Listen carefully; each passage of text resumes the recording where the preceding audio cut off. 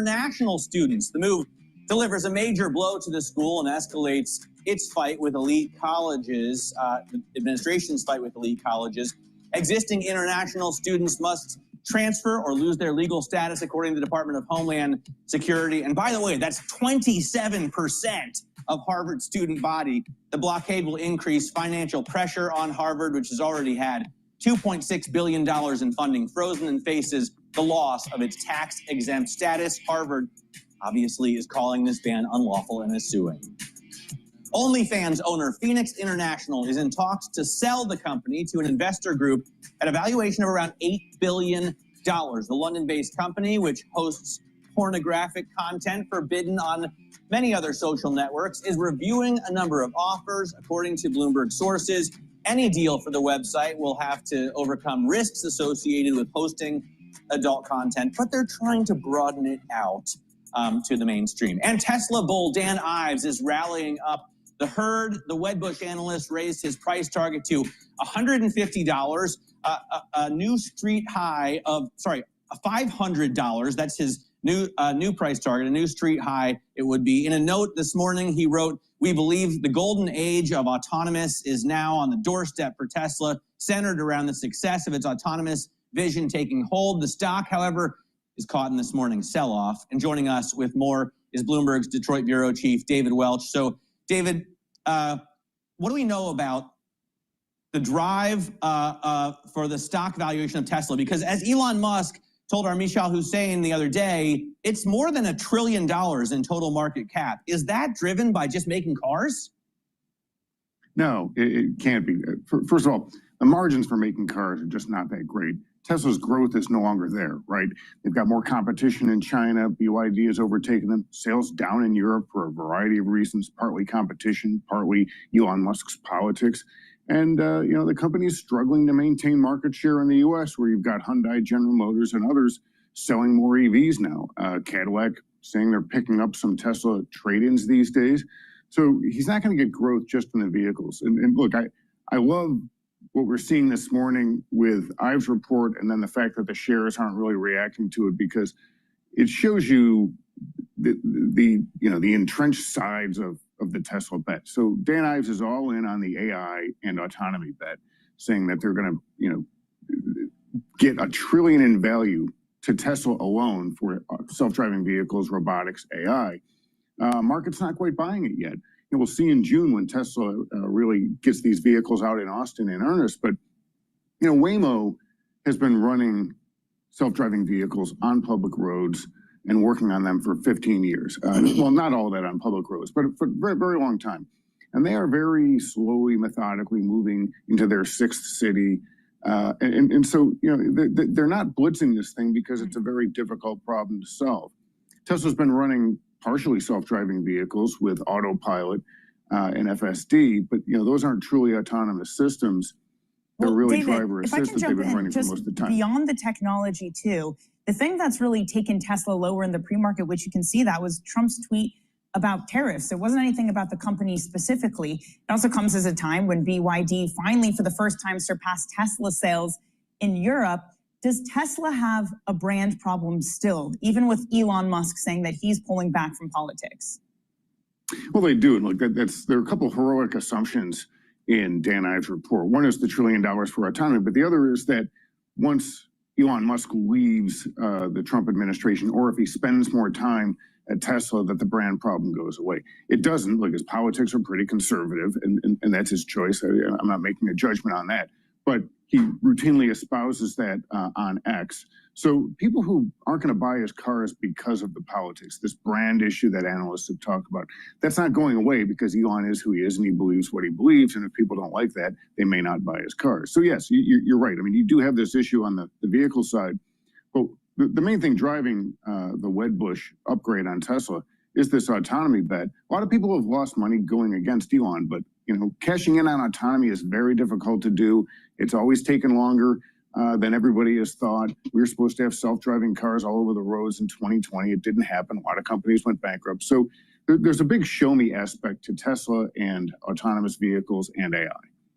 I will say that I mean, not completely self-driving, but in a lot of the cars I test out, they do drive themselves for the most part, right, on big highway runs. General Motors has a system for that. I think Blue Cruise, Ford does as well. What about the robots, David? How important are the robots going to be for Tesla?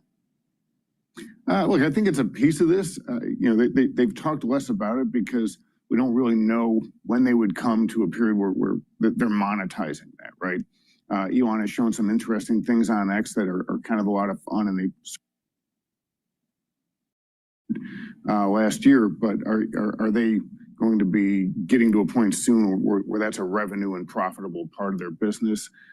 Once the robots that Tesla is producing and testing out becomes prime time, and it goes to a commercial application, Tesla will make more money on robots than they make on cars. Bloomberg's David Welch. Now, coming up, we get back to a market that's falling after more tariffs, or the threat of tariffs being announced. Okay, there's a lot of news taking place today. Thank you for joining. We're doing a live stream on Rumble, on YouTube, on my website, the-studio-reykjavik.com. And we go over the market and the breaking news, and you never know what's going to happen. Early this morning, there was news that came out that Trump is going to continue on an escalatory war with the EU, with tariffs, and Apple, right? Basically, he told Tim Cook, if you don't make your iPhones in the United States, you're going to have a tariff on it. So that's going to be negative to the market, I suspect. All right, the equity market right now, futures, is trading at 5,766. And we'll go over the support levels and the resistance levels. But it's definitely a time to, don't panic.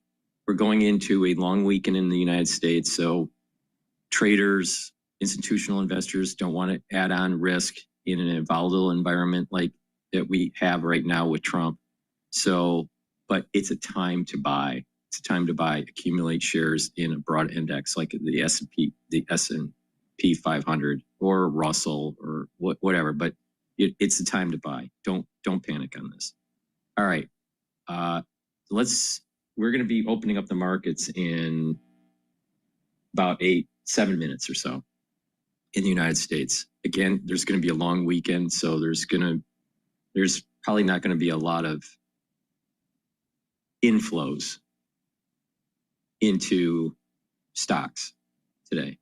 But it's important to understand what's going on with the news. I have an eye on Bitcoin, and I also have an eye on oil.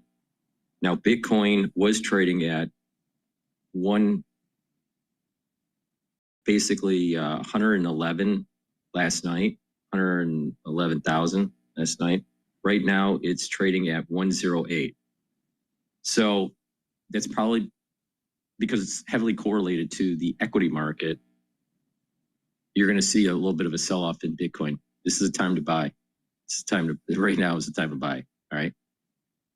Oil's trading at about 60, 64. There's some news that the Saudis and the OPEC Plus may increase the number of barrels of oil in addition to their other increases in July. So we'll see what happens. That can suppress the market. But if there's no deal with Iran, there's no additional barrels of oil that are going to be coming on the market. So that might have prices go up a little bit. No deal in Iran, but prices will go down a little bit because of the OPEC Plus increased production. The rumor is that Cushing in the United States is actually low on inventory. Well, if that's the case, then WTI is probably going to go up. So this sell-off in oil is probably going to be short-lived. And that's the way I'm positioning it. But thank you for joining. I greatly appreciate it. My name's Dr. Paul Cottrell. The whole purpose of the show is to go over the news real time, how I'm reacting to it, what's going on in the markets, how you can benefit from it, not to worry. I'm telling you how to benefit from the news here. In addition, I also tell you how to improve your health and wellness. So you learn how to make money and you learn how to improve your health. I do these videos for free. So please help support my work by making sure you subscribe to all my channels. I have 4 channels on YouTube. I do live streams on them. I also do premieres for the ones that can't watch the live stream. And I'm on Brighteon, Bitchute, and Rumble. Please subscribe to all those channels. Share the links. Ask your social media to follow me so I can create more followers, so I can teach people how to get healthy and how to not panic during market turmoil, right? If you listen to me, you'll make money. If you listen to me, you'll get healthy. It's that simple. So please go to my store, the-studio-reykjavik.com, and help support my work. Get the products. I have ebooks. I have supplements. I also have course material that you can sign up for. Very cheap, $50. You get a lot of information about immunology and pulmonology. And by learning about how the human body works, you can get healthy and you're reducing that power imbalance between your physician and the patient. Okay?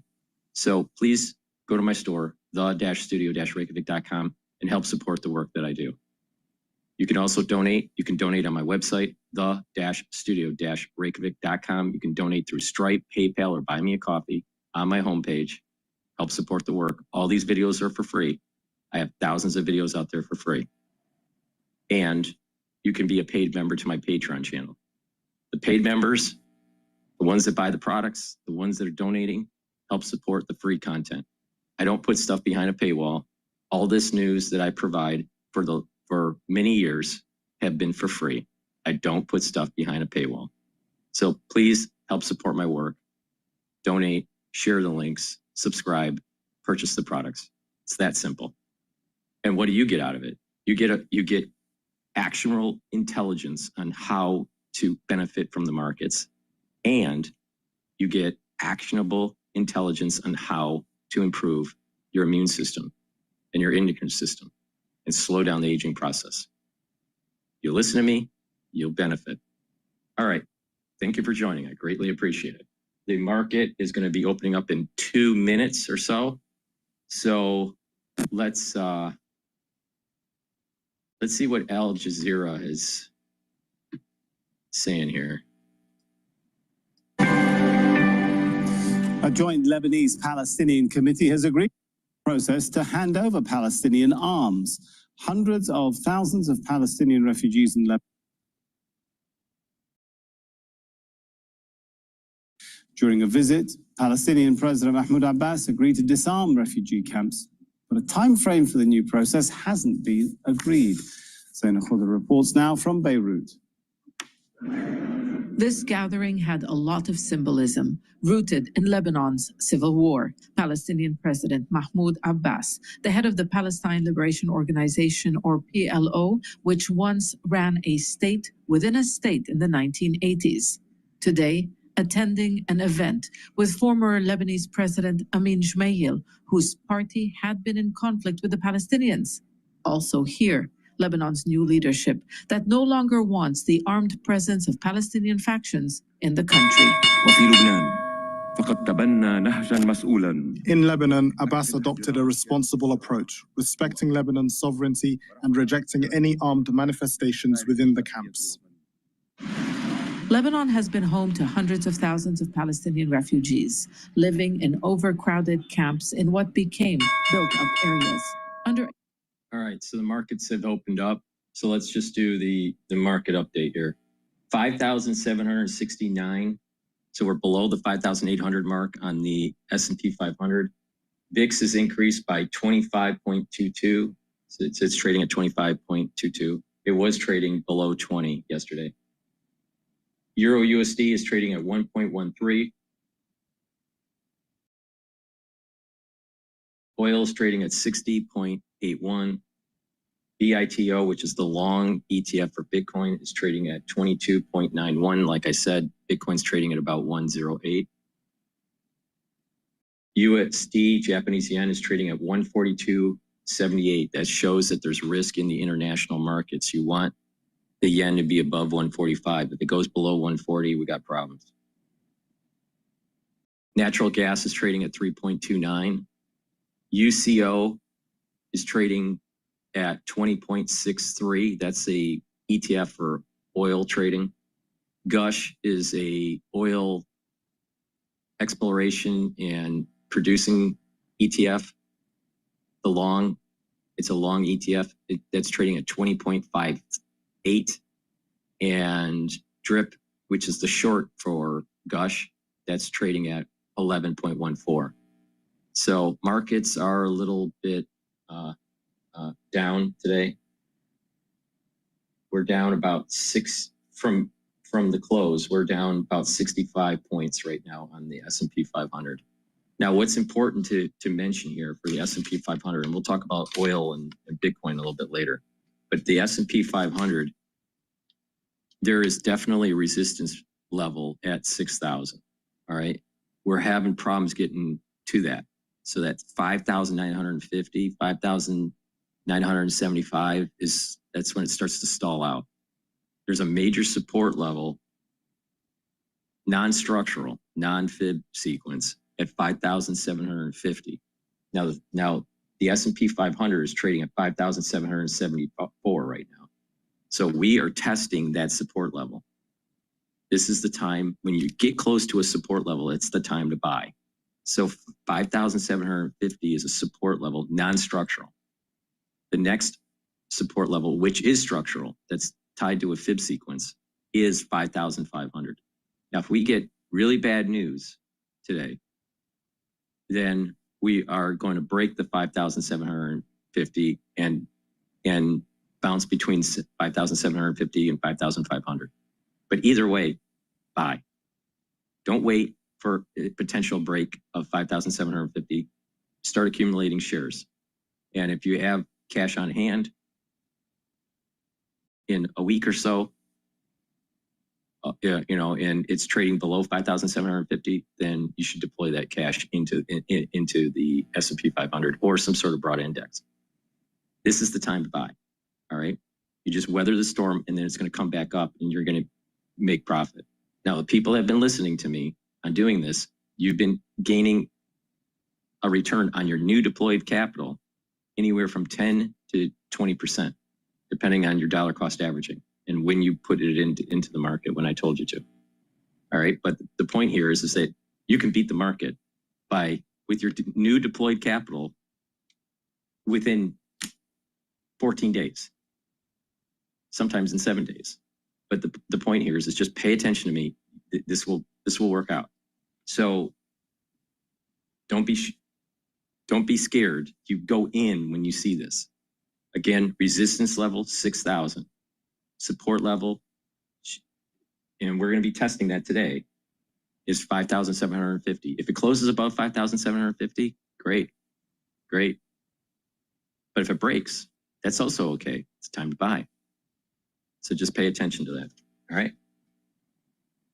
So let's listen into Bloomberg here. Ability goes out the door if this keeps happening. And again, I can't speak on behalf of what the president's got planned, but this is definitely this is going to light a fire under the EU. That much is certain. It's a perfect segue here. Joining us now, working in the first Trump administration, not speaking for the president, but Joseph Lavorgna joins us here. Well timed, as we had Barry Eichengreen with us before. We get a huge response when Joe Lavorgna joins us. There's just no other way to put it. Thank you so much for joining this morning. Short notice. Did you speak to the president last night? I have not. No, I haven't. But thank you for having me, and we have a lot to talk about. We have a lot to talk about. Help me here, Joe Lavorgna, with the presumption of our global Wall Street listeners worldwide across this nation that Bessent will walk back the president's enthusiasms. Is that a strategy? The president has a negotiating strategy, which I would argue has been largely successful. We probably will disagree on this. And his ratings, folks, not known. CNN had this. Thank you, CNN. His ratings have gone up in the last 10 days. Well, Nobody knows that. Well, I will say something else. If you look at the polling, Tom, polling that's been good in 16, 20 and 24. Take Rasmussen, for example. Polling as of last night had the economy moving in the right direction at its highest reading in 16 years. Yeah. So there's a lot of good stuff here.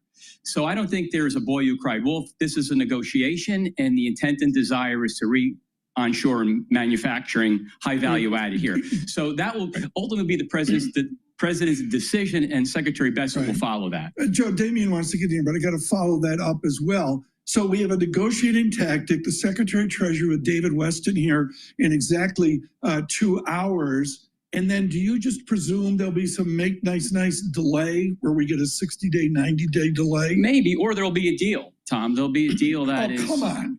Well, let me say a framework, because people talked about the deals. I got all this pushback to president's not going to pivot. You can't get a deal done. Yeah. It's a framework for discussion. I'm optimistic that it will be resolved in the U.S.'s advantage. Can I define framework for you? Yes. A framework is where you're in negotiations, get afterthought to empty the dishwasher. Joe, that's what a framework is. Joe, I'd love to get your opinion on the dollar as the world reserve currency. And the reason I ask it is this. I actually had long been a proponent of the fact that, the dollar, it's almost a bad thing for the Fed. It almost makes the Fed have to make decisions that are not necessarily based on the U.S. economy alone, but the rest of the world writ large, because of the dollar's influence the world's reserve currency.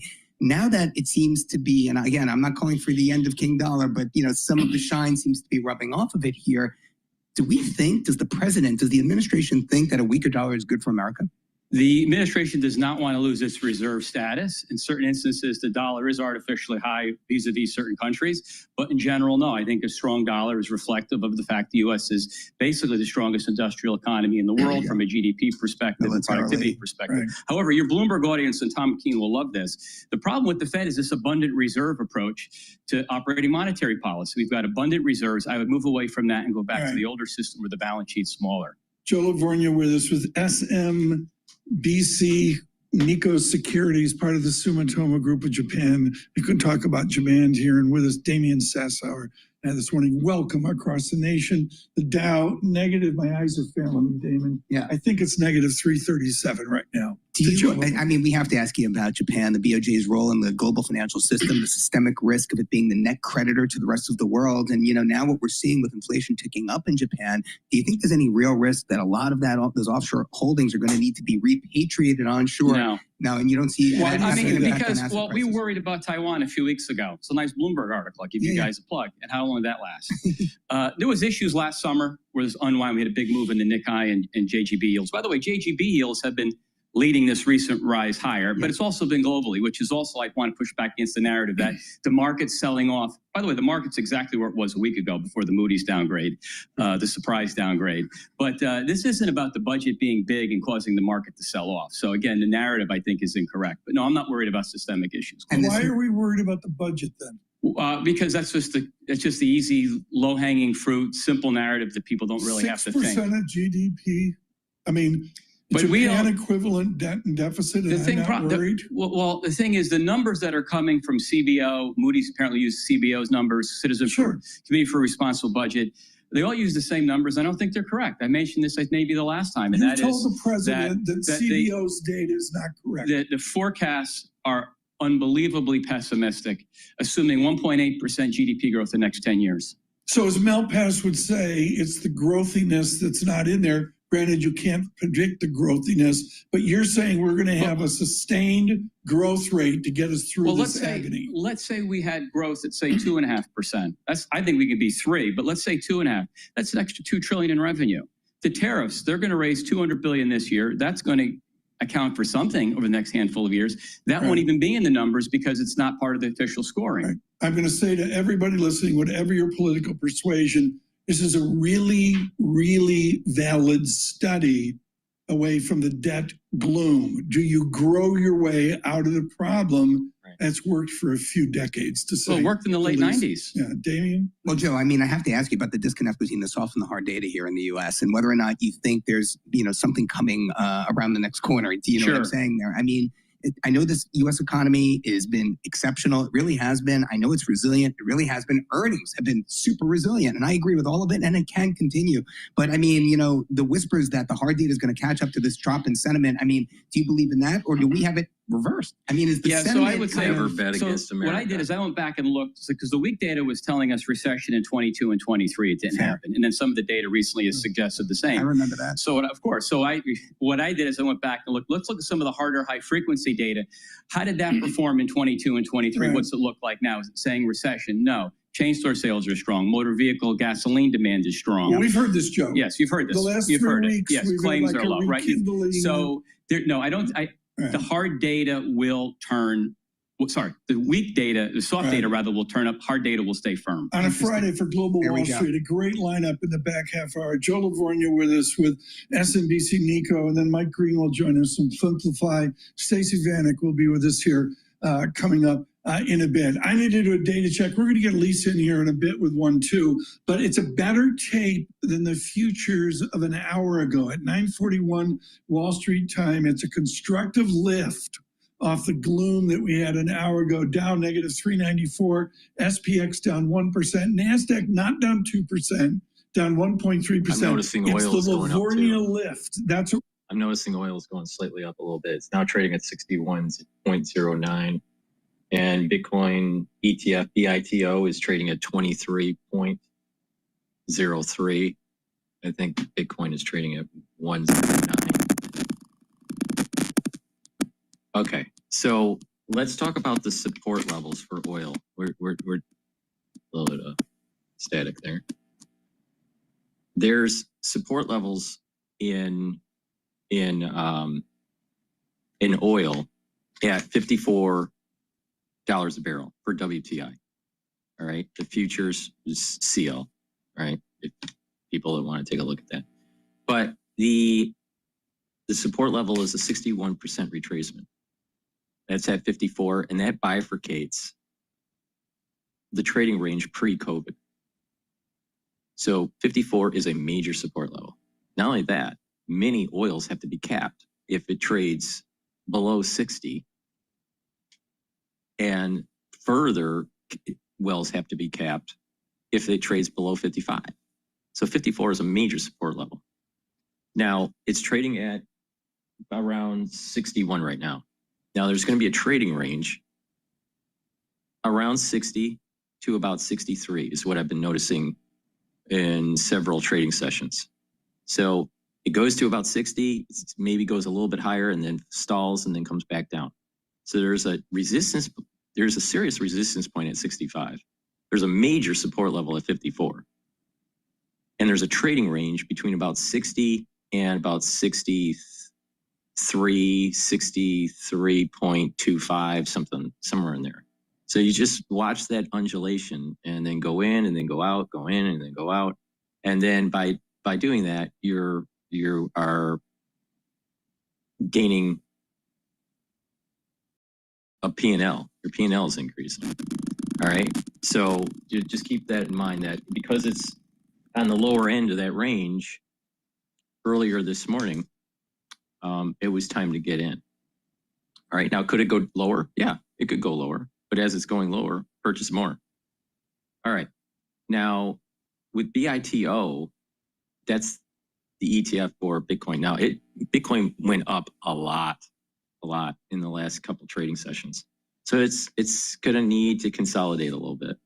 So it was trading at about 111,000. Now it's trading at 109,000. So the two major support levels for BITO in the near term is 22.5. It's trading at 22.975. So major support level at 22.5. And there is if that breaks, and let's say Bitcoin was trading in the 103 range, BITO's next support level is 21.48. So just keep that in mind. You know, there's a decent support level there. I think in several trading sessions from now, Bitcoin will be much higher. How much higher, I'm not sure, but it probably will break the 111 mark.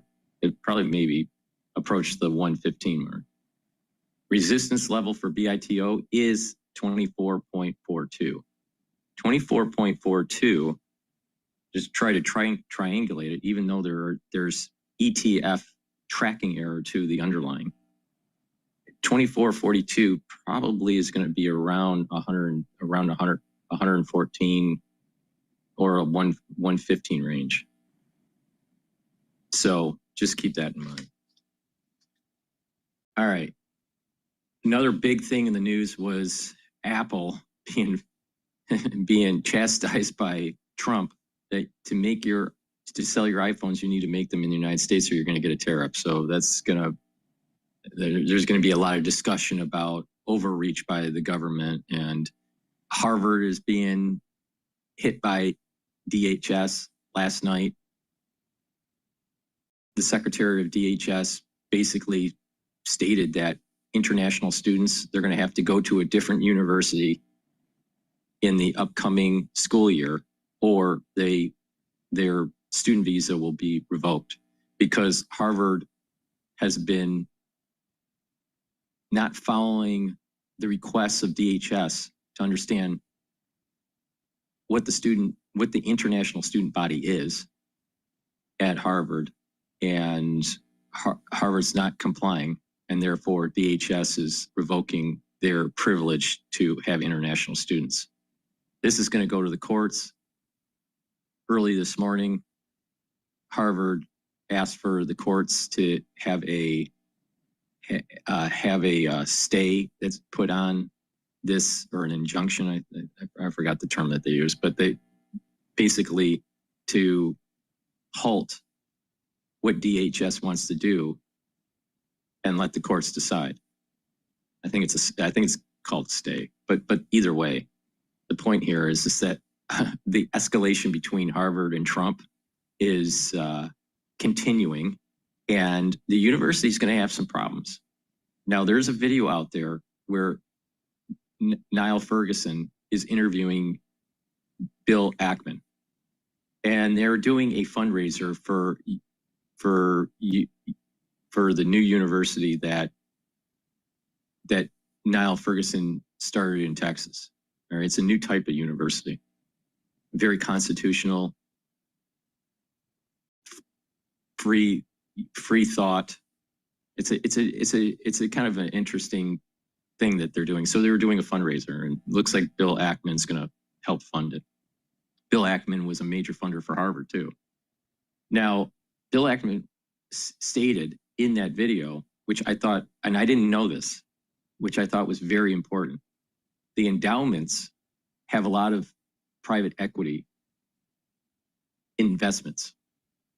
So these portfolios at Yale and Harvard have a lot of PE, private equity, which is illiquid. So what's on the balance sheet is not the true value, the liquid value of. So if they're distressed, which Harvard is, 100% Harvard is financially distressed right now, they're going to have to start selling. And when they start selling, they can't find a buyer for these illiquid assets. So when they do find a buyer, it's going to be marked at a much lower than book value. So it's going to show a major loss, on top of not getting the multiple annual grants that help fund their budget. So Harvard, the president, Alan Garber, he created a fundraising initiative, asking the alumni. Now, because I'm an alumnus from Harvard, I know this. So asking the alumni to help the university through its financial difficulties. All right. The question is, how many of the alumnus will actually hear the call from the president and heed the call for the president and help the university out? I suspect that there's going to be major cuts within programs and departments within Harvard within the next 6 months, maybe 8 months, because they're hoping that there's going to be an influx of funds heeding the call from this new fundraising initiative from the president of Harvard. Now, the problem is that the president of Harvard doesn't really have control of many of the deans at the schools. See, most people would think that the president would have control of the deans. He really doesn't. It's the overseers and the Harvard Corporation that there's a lot of this is siloed, decentralized. And so the president is just really a figurehead and a fundraiser who really controls the university as a provost. But the point here is that there's a lot of power, decentralized power bestowed on the deans. And a lot of these deans into schools are ultra liberal. And so there's no real control mechanism with this, with a faculty body and a administrative body that is woke. So it's a big problem. So it's not all Garber's fault, but Garber is viewing Trump in a totally wrong way. Garber needs to go talk behind the scenes and say, hey, I got a problem. I got an overrun university of a bunch of woke people I can't control. And then I got a board that, and an overseer, the Harvard Corporation board and the overseers, that many of them are pushing this woke agenda. So he's caught into, he's stuck in this corner that he can't get out of. If he was honest behind the scenes, I think Trump would actually help him. But he's digging in and he's aligning himself with this woke movement within Harvard, thinking that he's doing the right thing. Harvard is going to have some major, major financial difficulties if they don't stop pushing on Trump. In addition, I think Trump and DHS is going after these international students because of the issues with the 1,000 talent program and the affiliation with Wuhan. A lot of people don't know that Harvard has researchers that are working on temporal spatial recognition on satellite data with the Chinese students. This has dual purpose. You could use this technology for agriculture, but you can also use this as a military application.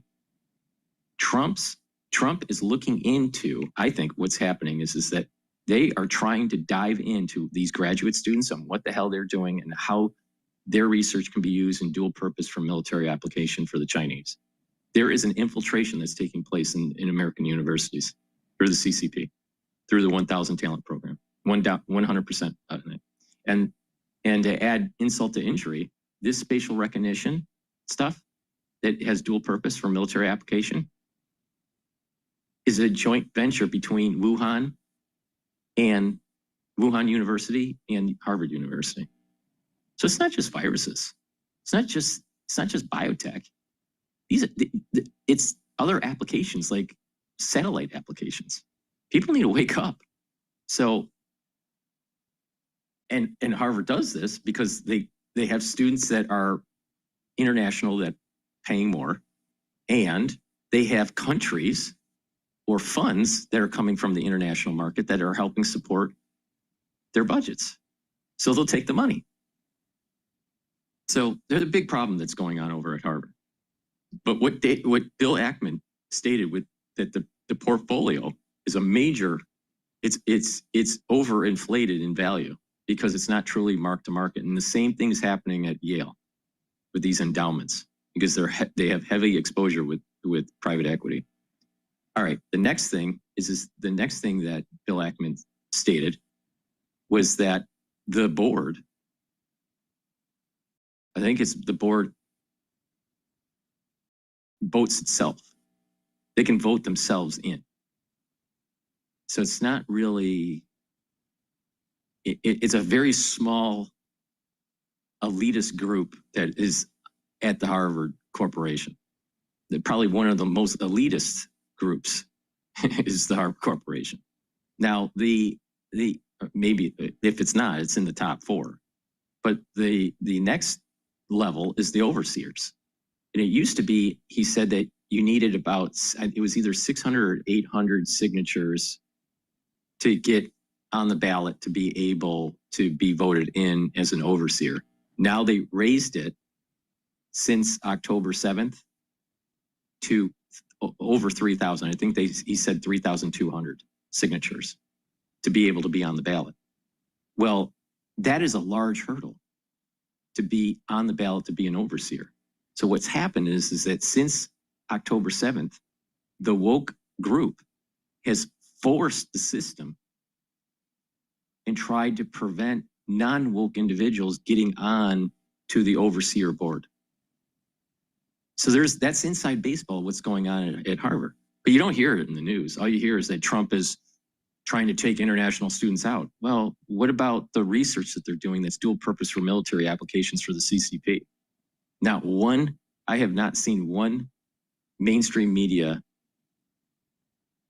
outlet other than Fox News talk about it in the United States. All the others don't say anything about it. They're just demonizing Trump. This is a big problem. This 1,000 talent program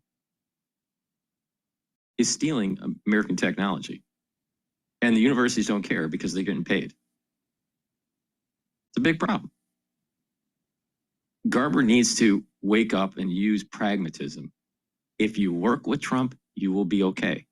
If you go against Trump, you're going to get fucked.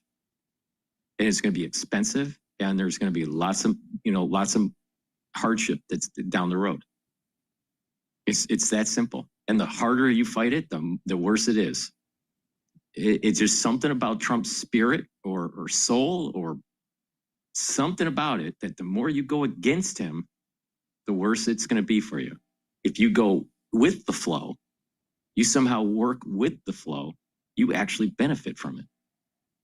It's just the way the cosmos works. It's very strange. So that's just, that's what I think is happening over at Harvard, and what Bill Ackman mentioned about the problems that are happening with the overseer board, the Harvard Corporation board, the portfolio. Another thing that he mentioned I thought was very, very interesting is that and Alan Dershowitz said this too when he was teaching at Harvard. Over the years, the administrative staff has increased, but the actual professors did not increase. The student body did not increase, or very little, over a 10-year period of time. Very little. All right. So, but the administrative state, the administrations of these different universities, the back office did balloon out. So that causes more costs per school. So Harvard needs to look at itself and say, you know what? They were running this university like a government. The government where they could just keep on hiring administrative staff and administration and more and more and more and more, to the point where they thought it was okay because they would always get that $1 billion grant from the government plus research funds. Well, that's at risk now for at least the Trump term. And they need $1 billion from the way they do their budgets. They need at least $1 billion a year. Well, Trump's going to be in office for 3 years. That's $3 billion lost, plus potential grant funding, future grant funding, and current grant funding. So you're talking billions of dollars here on top of a overinflated portfolio with private equity. So Bill Ackman's right. There's a major problem with Harvard financially. And then if you're borrowing money or not if the school is borrowing money too on top of it and using as assets the actual portfolio that's overpriced.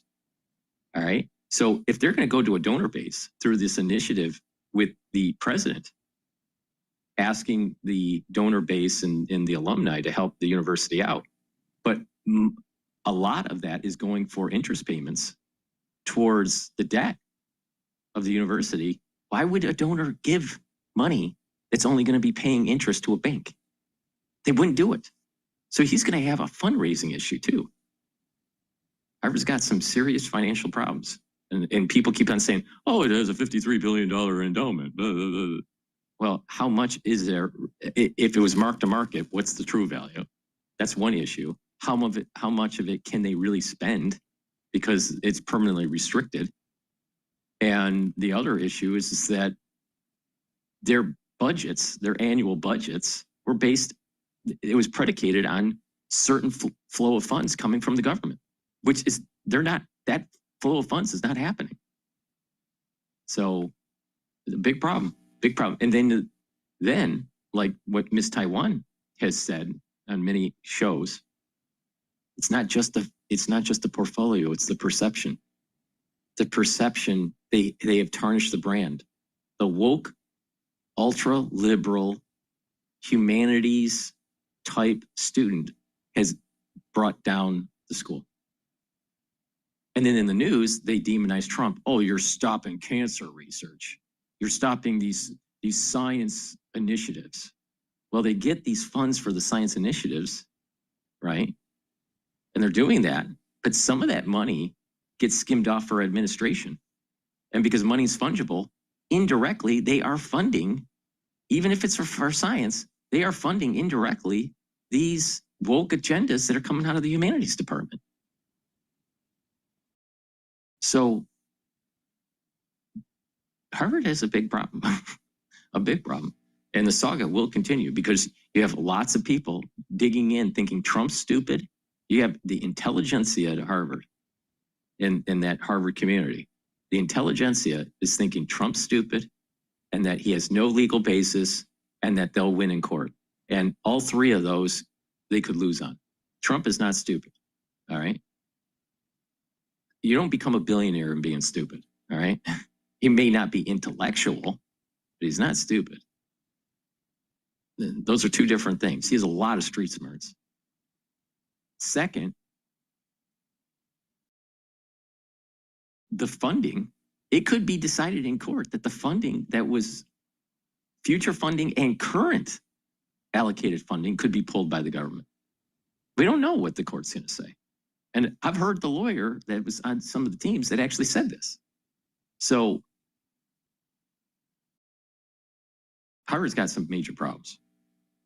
Bill Ackman's right. Bill Ackman's right. If they don't really chastise the student body and the faculty and stop the woke agenda, then the brand is going to continue to go down, and that the funding base is going to continue to go down within the Harvard community, and the funding base is going to go down from the government, at least in the next 5 years. Okay, with that, the equities are still trading at 5,784. VIX is trading at 22.95. And BITO is trading at 23.16. And UCO is trading at 20.97. Oil is moving upward. It's at 61.44. And if you noticed, within the intra, it was after hours, it was trading at $60 a barrel. So it's proving my point. It's doing this trading range between 60 and about 63.25, 63. So, okay, with that, they're doing a graduation ceremony at the Naval Academy.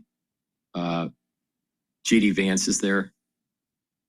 It's on live now. We're not gonna go to that, but let me just plug a product here. Please help support the work that I do. I give you a unique perspective. All right. I mean, how many people actually tell you how to trade the market, tell you how to improve your health, and can say that they were in a meeting and listen to lawyers that are actually trying to navigate Harvard through this tumultuous time with Trump? Not many people, they can do that. Please go to my store, the-studio-reykjavik.com, and get the C60. C60 is a very strong antioxidant. It's very potent. Take a teaspoon a day. I've been taking this since around 2016, late 2016. So take a teaspoon a day, every day. It's best on an empty stomach for best absorption. if you work out, take it before your workout, and you'll soak up those free radicals during your workout, and you'll recover quicker. You'll notice that your recovery time is quicker. But take a teaspoon a day, every day. Very important. And what that's going to do is it's going to soak up free radicals, reduce the stress on your cell and your tissues. Your organ systems are going to perform better. Your immune system, your endocrine system, even your brain will perform better. Why? Because C60 will help the health of the neuron. Okay, now you can get it in a 2 ounce, a 4 ounce, or an 8 ounce configuration. The higher ounce configuration is cheaper per ounce. So that's how you can save a little bit of money. But you can get it in a 2 ounce, a 4 ounce, or an 8 ounce configuration. You can get it in MCT coconut oil, extra virgin olive oil, or you can get it in avocado oil. It has to be in an oil. There's some people out there taking C60 in a powder. You do not want to do that. That is not good for you. You got to have it in a lipid. That's the way your body absorbs it. It's a lipid soluble supplement. All right. So go to my store, the-studio-reykjavik.com, get the C60, take it in avocado oil, extra virgin olive oil, or MCT coconut oil. Teaspoon a day. And what's going to happen is it's going to soak up those free radicals, reduce the stress in the cell, help with that mitochondrial health, boost up your ATP levels so you have more energy. The cell's going to perform better, has less stress and more energy. And you're going to notice that you're slowing down the aging process. Another great benefit is that it helps your neurons. It's going to reduce the stress on the neuron, soak up those free radicals, help with the myelin sheath, because if you're reducing the stress on the neuron, the myelin sheaths are going to be healthier. So you're going to have cognition, your cognition, that electrical signal is going to be faster. And your mitochondria in your cell is going to be better. You're going to have more ATP, and you have you need lots of mitochondria for your neurons. So if you have healthy mitochondria in your neurons are healthier and perform like in their youth. It'll create those neurotransmitters, and it'll transmit faster. You'll have better neuroplasticity. You'll have better memory. In addition, if you soak up free radicals at the vascular level in your bloodstream, you're reducing the oxidation of LDL. When you reduce oxidized LDL, you're reducing plaque formation. So you're going to help with your cells, your tissues, your organ systems, your endocrine system, your immune system, your vascular system, and your brain function. So please go to my store, the-studio-reykjavik.com, and get the C60. It's a major part of my anti-aging protocol. So please go to my store, use discount 5, and you get $5 off any order. This supplement is super important for you. I can't tell you more on how important it is. You should be taking it every day. And I do, and I've been doing that ever since late 2016. So please go to my store, the-studio-reykjavik.com. While we're waiting to get some clarity, Chicago Fed President Austin Goolsbee interviewed on CNBC. His remarks came after President Trump threatened to impose 50% tariffs on imported goods from the EU and warned of a levy of 25% on Apple phones. Again, Apple shares down 2.3%. I'm Charlie Pellet. That is a Bloomberg Business Flash. All right, thanks so much, Charlie. Alex Steele here, alongside John Tucker. Paul Sweeney is off today. There's some debate in the studio as to who John Tucker is right now. Is he me or is he Paul? I am Alex Steele. Alex Steele is Paul Sweeney, and Charlie Pellet is John Tucker. See, I don't know how I feel about how that was distinguished. So we are figuring that out as we go. As we do everything. As we do everything. All right, so market's down by over 1% for tech. A lot of that's Apple. Want to take a look at some of the stocks on the move. Alex Steele alongside John Tucker. We're joined by Bloomberg's Christine Aquino. So let's kick it off with what you're watching. Apple, Let's dig more into it. Yeah, we absolutely have to dig into Apple, Alex. Again, as you mentioned, shares down over 2% at the moment. That's actually pairing some of those pre-market losses. We saw those shares sink as much as 4% before the cash open. And as we all know, the Apple stocks are, of course, at the forefront of the latest tariff threat from President Donald Trump. He threatened a 25% levy on the company if it failed to move iPhone production and manufacturing to the U.S. Now, of course, we have Bloomberg Intelligence analysts crunching the numbers. Is that even possible? What does that mean? And they estimate that the immediate impact is going to be a 300 to 350 basis point cut to their gross margin for fiscal 2026. And we have analysts at Wedbush also estimating that if this happens, then that would translate into iPhone prices of, hold on to your seats, $3,500. $3,500. Yeah, and essentially building it overseas is a labor arbitrage. Now they got a pass in with the first round of tariffs in Trump 1.0. What has changed in the relationship between Donald Trump and Tim Cook? Do we know? Well, we don't really have reporting on that, John, but yeah, you can imagine there's probably something that has happened or is happening. He's not building it here. Yeah. I mean, end of story, right? But can they build it here? My point is they can't. No, absurd, I think is what one we'll just have analyst to pay called it. $3,500 for your iPhones. Alex would. Can't. I definitely would not. You know who would?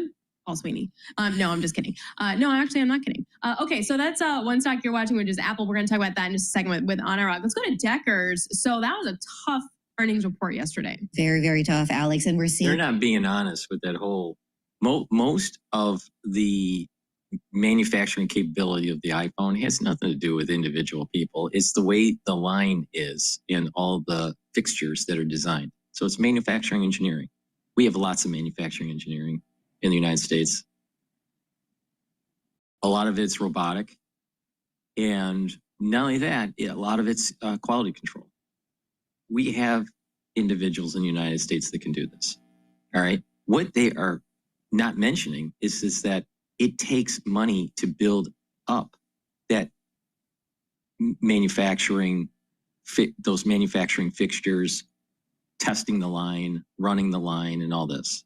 And if you are going to wrap the cost of the tooling and the manufacturing line in the product to recoup the cost in 1 year, then yes, the items are going to be very expensive. But if you divide the cost of the actual, those tool and die fixtures and the development of the line and the testing of the line over a multiple year period, then it's much cheaper. The amortization scheduling is key to understanding what the actual piece cost would be, the actual phone cost. So if they're going to do it over a 1 year period, yes, it's going to be very expensive. But that's not how they do these things. It's over a multiple year period. And not only that, once you build up the line, you can build on top of it. You can use certain parts of the line and just modify the fixtures for the new phone.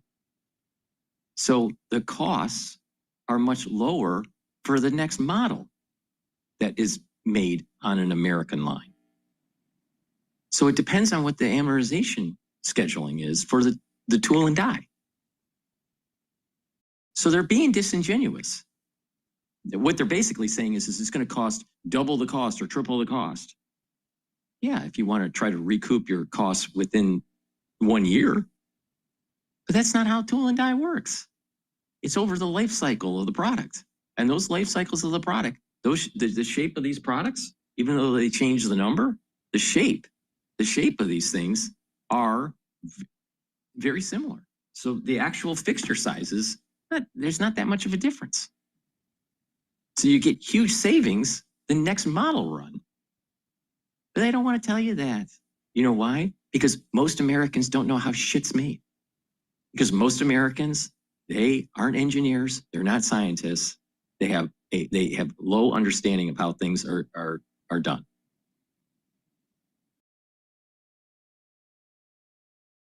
view, this is not in for anybody's, liking a high margin or a high profile job. You're just assembling phones. I mean, I know what it means from a marketing point of view, but you're better off spending money on high-end semiconductor chips that are several $100s worth in a phone. A few $100s of labor, from one side to the other does not really add up to the benefit of, anybody, either the US or. He's missing the point.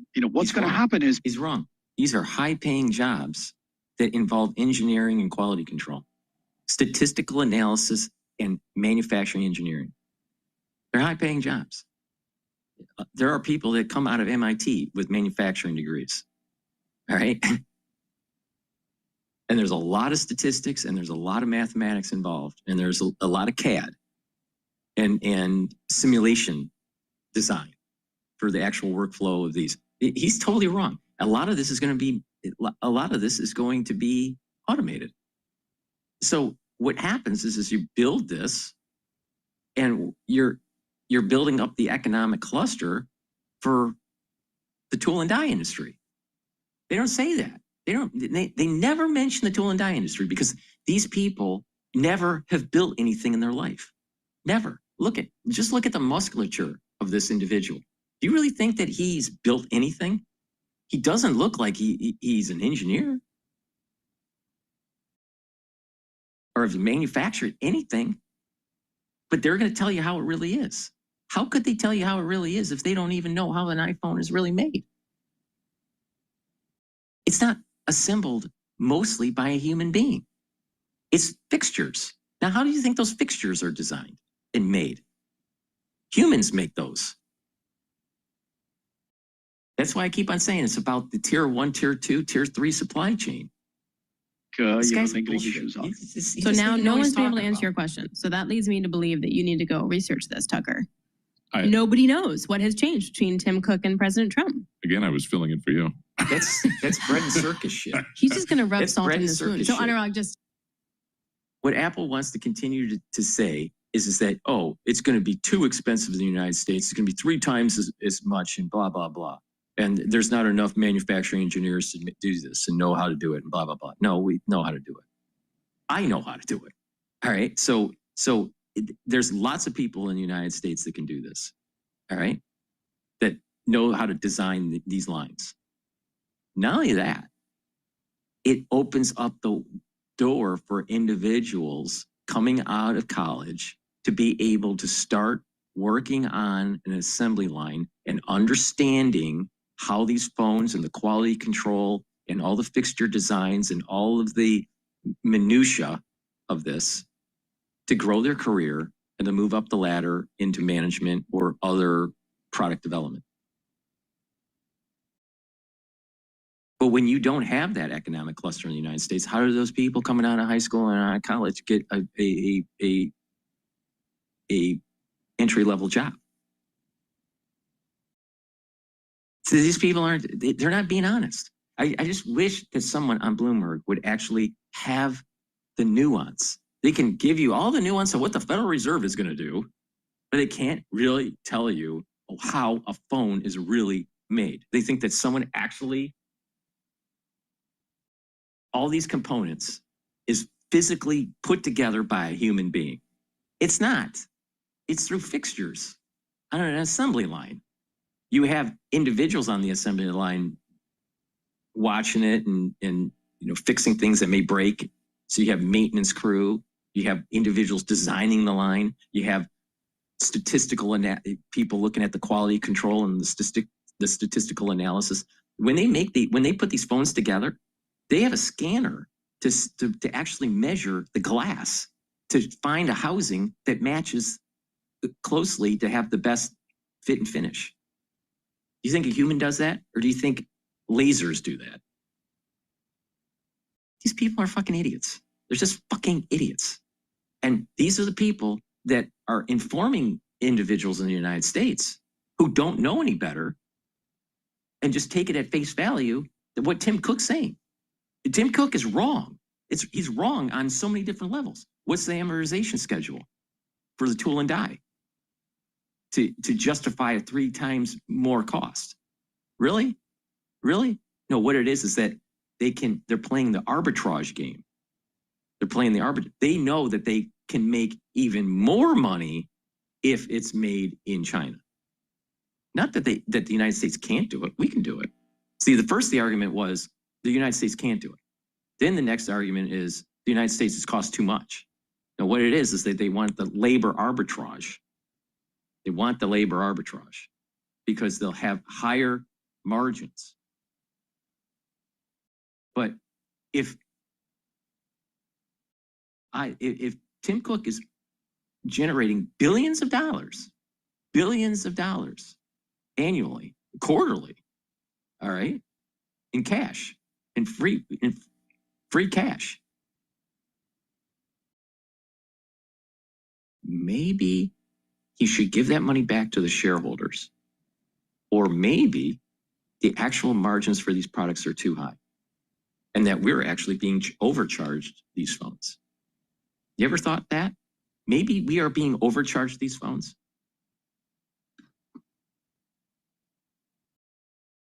And that dovetails right into what the Chinese have been saying for a while on these luxury brands, especially handbags. It only costs $300 to make, but they're selling to you for $3,000, $4,000, $5,000, $10,000. All right, please go to my store, the-studio-reykjavik.com. Get the Max 14, or Max 35. They're 35 parts per million or 14 parts per million, or Cleanse, which is 30 parts per million. You take it the same way. Teaspoon a day, swish in your mouth, gargle, 20 seconds, 30 seconds, swallow. It's that simple. Swish it in your mouth, gargle, 20 seconds, swallow. And that's going to help improve your oral cavity, help with your epithelial lining, and maintain that mucosal barrier. So it's going to boost up your immune system. I have them at different price points and at different PPMs for affordability. So please go to my store, the-studio-reykjavik.com. Get the Max 35, the Max 14, or Cleanse. All right, take it every day. Take it every day. And boost up that immune system. You're not feeling well, take a tablespoon or two a day, apply it the same way, and then go back to your maintenance dose when you feel better. But it's really simple. It's the first part of my protocol, what I call the core. All right. And in the core, there's 4 pillars. The first pillar is the Max 35, Max 14, or Cleanse to boost up that immune system. C60, which I talked about earlier, is the second pillar that is going to soak up free radicals. The third pillar is ashwagandha, turmeric, and lignans to boost up that immune system and reduce inflammation that will help with your cardiovascular system. And Boomer Boost boosts up those energy levels and revs up your metabolism. That's the core. And you're going to notice that you're slowing down the aging process, your immune system is more robust, and you have more vitality. And you look younger. Now, I'm in my 50s. I do not look like I'm in my 50s. All right?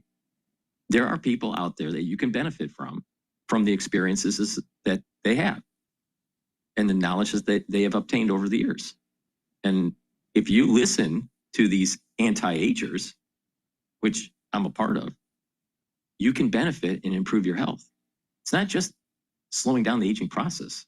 You can take the same technology, the same information, the same experiences, and target certain things like diabetes and heart disease and improve your system and let the body heal. It's a holistic approach. So please go to my store, the-studio-reykjavik.com. Get the great products that I offer. Use discount 5 and you get $5 off. Let's go back to Bloomberg because they know how manufacturing is. For the Middle East and Africa joins us now. Roz, how seriously is Europe taking this? Well, so far the Commission is saying nothing, and that's because they're probably waiting for this conversation that's supposed to be happening today between their chief negotiator for the EU, Mauro Sefcovic, and Jamison Greer, his US counterpart. So they're laying very low before that call. But what we can sense already is the idea that they see this as a negotiating tactic. And indeed, the US Treasury Secretary Scott Bessent seemed to indicate that a short time ago when he said he hopes it, quotes, light a fire under the EU, and it seems to just be going into that call a sense of frustration from the US at the pace of the negotiations rather than they are intending at this minute to impose a 50% tariff. And so they're seeing it as part of the realm of the negotiations and the tactics from the US at this point, even though you did see obviously that market reaction. We didn't see a massive move, for example, in the euro, again pointing to the idea that in the market as well, people are interpreting this as part of the cut and thrust of being negotiating on trade. And so we have to really see at this point what happens from that phone call later today. You saw the social media post from the president. Does Donald Trump have any legitimate gripes when it comes to the EU? Well, he says he does, and I guess the frustration on the US part is that the EU is just a much bigger economic entity to deal with than, say, getting a trade framework agreement with a country like the UK, where I am. And so these are much more complicated arrangements with a collection of companies, the EU, versus one individual country, and a lot more economic clout on the EU side, arguably, as well. And the EU has its own lines in the sand, be it around agriculture, cars, and so on. And so these were always going to be much more fraught negotiations. What did the EU propose that President Trump thought was not good enough? Well, they came back with a counter proposal to the US proposal, to the previous proposal. There's been a bunch of counter proposals, but this is about addressing some of the issues around environmental standards, labor standards, and a framework the EU was setting out to move towards zero tariffs on a lot of goods, aside from things that are seen as very essential, including around agriculture. And obviously that proposal has gone to the US. The US is not happy with it. They're coming back for a further conversation. But again, the message is that Donald Trump obviously wanted these conversations to be moving a lot faster than the reality is the EU was probably going to move. And so now they're leaning heavily on the idea of, Donald Trump saying, I would give you a number, and here is the number. It's 50% if you don't comply. Again, the question is that the new 10%, or is that on top of what we already know? It seems to be, it would be a flat rate either way. But again, the reality is the US is negotiating at this point with a much bigger economic entity in a much more complicated fashion. So these conversations are always going to take time. And even then, you're just looking at getting a framework, not a lot of the nuts and bolts of a full-throated trade agreement. Roz, thanks very much. We appreciate it. Roz Matheson, the Bloomberg News Director for Europe, the Middle East, and Africa. Well, what next for investors? Still trying to figure out exactly what this trade regime is, the tariff regime. Christina Hooper, our next guest, the Chief Market Strategist at the Man Group. Do you change your investment strategy now with these new threats? Well, I think we have to look in terms of all the threats right now, because it's not just tariffs, right? We also have increased concerns around the creditworthiness of the U.S., just how large our fiscal deficits are going to be. All of this is likely to conspire to drive up yields on the long end, apply downward pressure on U.S. stocks. And I think, again, Think about it. They were segueing that Europe needs to capitulate because their economy sucks.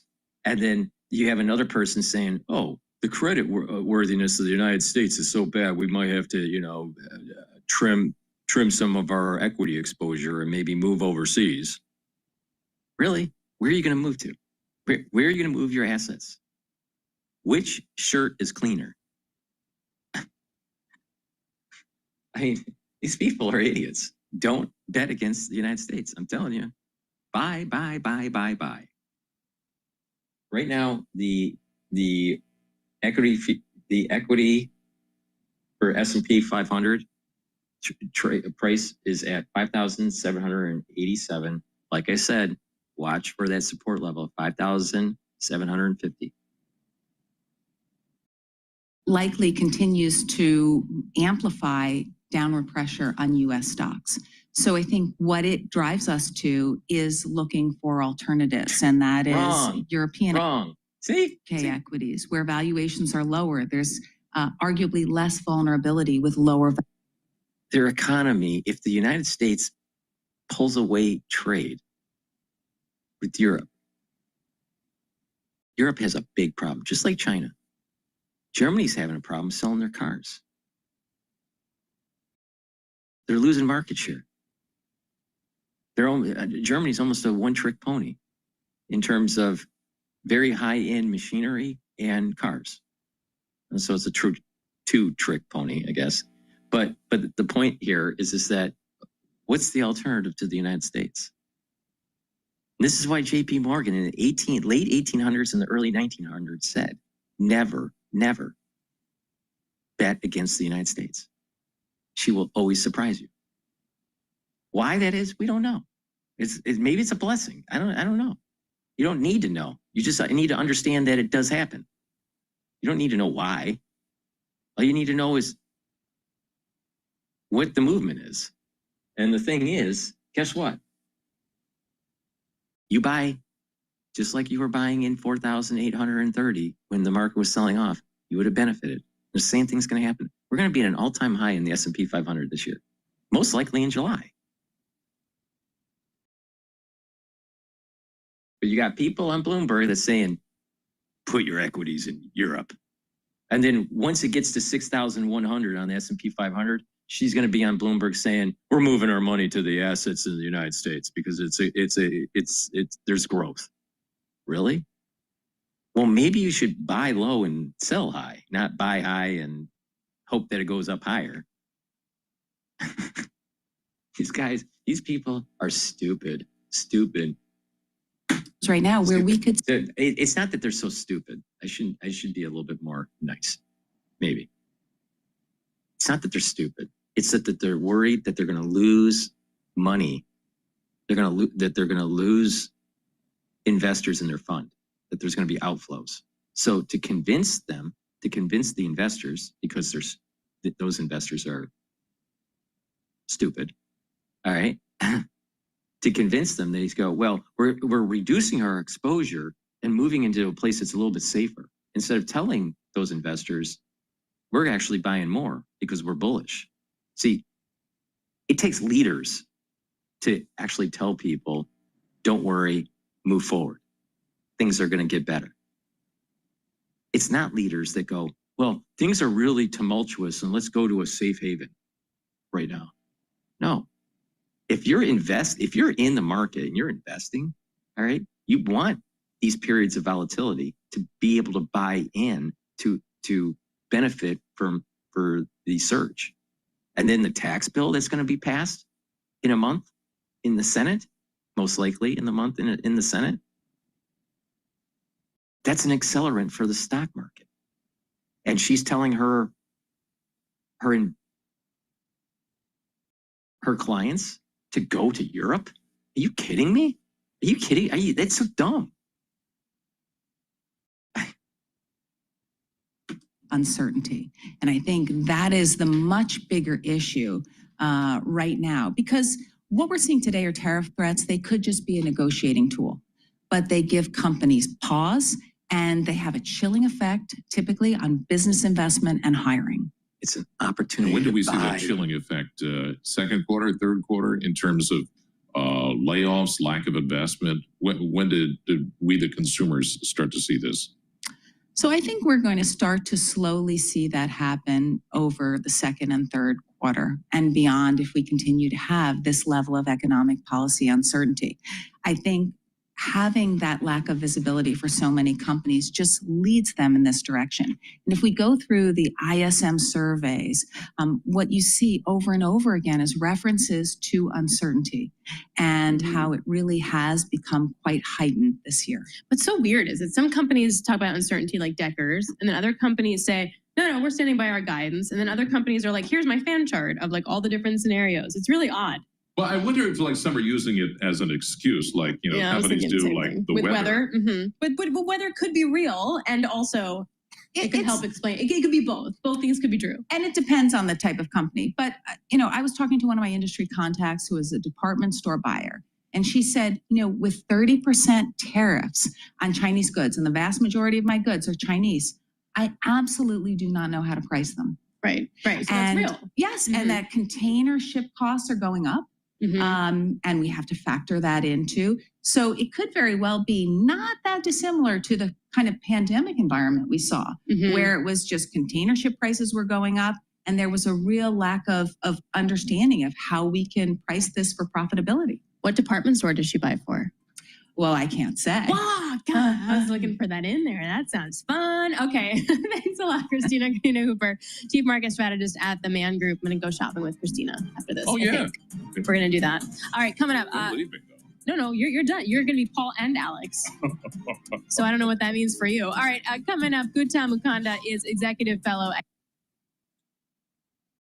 Don't bet against America. And if you've been listening to me, you would have been benefiting. And it's a time to buy again. All right, please go to my store, the-studio-reykjavik.com. Get the structural nano silver soaps that I have. It's a great way to help support your health and wellness, but also the work that I do. All right, where are you going to get this unvarnished opinion about things? All right, most podcasters don't understand how things are made. All right, I'm telling you how an iPhone is how iPhone assembly lines work. All right, or giving you a better perspective of don't believe the fear and go into it. You go into it. You embrace the fear. That when people are fearful, that means that you want to embrace it. And when you embrace it in the financial markets, you're going to benefit in the long run. It's almost similar to what Warren Buffett's strategy, but Warren Buffett is a little bit more a fundamentalist. And I'm more of a behavioralist in terms of market movements. But please go to my store, the-studio-reykjavik.com. Get the structural nano silver soaps in lavender and in peppermint. I also have it in 2 other versions. You can get it in lemongrass and in charcoal tea tree. So get a few bars for your household, very high quality soaps, way better than Procter & Gamble that you typically get at your grocery store or your drugstore. Help support the work that I do and help support your health. Very high quality soaps. Also, a great supplement to take that is dual purpose is olive leaf extract. Olive leaf extract is going to help bring down inflammation. That's going to help your cardiovascular system, but also your immune system. By bringing down inflammation, you're helping your immune system. If you're chronically inflamed and you have pro-inflammatory cytokines all the time and it's chronic, it's actually immunosuppressive. So what you want to do is bring that down, and then you go back to homeostasis for your immune system. So please go to my store, the-studio-reykjavik.com, get the olive leaf extract, but it also helps to improve your lipid profile, brings down LDL levels, helps to improve your HDL levels. And with better lipid profile, you're reducing the chances of plaque buildup. That means you're reducing cardiovascular disease. So please go to my store, the-studio-reykjavik.com. Take the olive leaf extract every day. Use discount 5 and you get $5 off. Click the link in the description. Takes you to my website. It's called the-studio-reykjavik.com.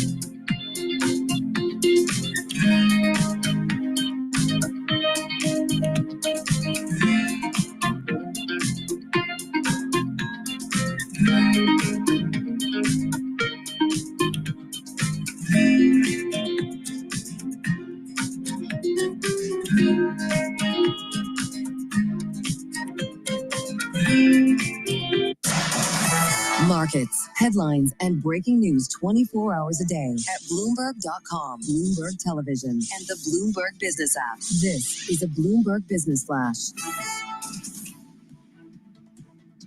Check markets all day long here at Bloomberg with the Dow, the S&P, NASDAQ. They're all in the red right now. Concerns about tariffs. Apple shares moving lower by 2.4%. We've got the S&P down 46. That is a drop right now of just about 0.8%. Dow Industrials down 254. Decline right now of 0.6%. While the NASDAQ Composite Index is lower now by 178 points. For NASDAQ, a decline of just about 0.9%. Our Mag 7 index down 1.1%, 10-year 4.51%, the 2-year 3.96%, gold up 1.8%, 33.52 the ounce, and West Texas Intermediate crude up 0.6%, 61.59 a barrel on WTI. Bitcoin now at 109,760. Bitcoin lower today by just about 1.2%. Global markets rattled by President Trump's threats to impose aggressive tariffs on the European Union and Apple. Apple, as we mentioned, moving lower. Christina Hooper is with the Man Group, and she was a guest moments ago right here on Bloomberg Intelligence. We also have increased concerns around the creditworthiness of the U.S., just how large our fiscal deficits are going to be. All of this is likely to conspire to drive up yields on the long end, apply down. Christina Hooper of the Man Group interviewed right here on Bloomberg Intelligence. So again, the Dow, the S&P, NASDAQ all lower. S&P down 0.8%. The discount retailer Ross Stores now plunging by 14.5%.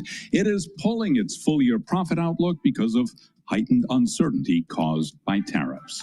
Recapping, Apple shares lower, down 2.5%. For on-demand news 24 hours a day, subscribe to Bloomberg News now, wherever you get. All right, I'm going to transition to the CNN's video on Larry Summers talking about Harvard needs to resist the tyranny of Trump. So we're going to focus on some of the mainstream media bias on this whole issue here.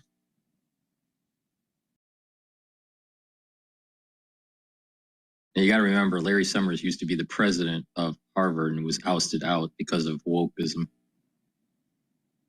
All right. Too many commercials here.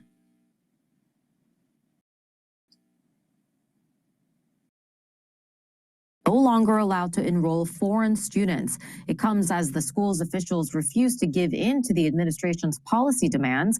As CNN's Jeff Zeleny reports, this move could impact more than a quarter of Harvard's student body. The Trump administration is dramatically escalating its fight with Harvard University, saying on Thursday that all international students will be banned from continuing their education at Harvard, saying all students must change their enrollment to another university or lose their legal status to be in the United States. Now, the backstory to all of this comes as the fight with Harvard began earlier this year. Initially, the rumor is, and I don't know if it's been substantiated yet, but I did hear this from Miss Taiwan, that President Xi's child, daughter, went to or is going to Harvard. I'm not sure if it's past tense or current. And that she received a full scholarship.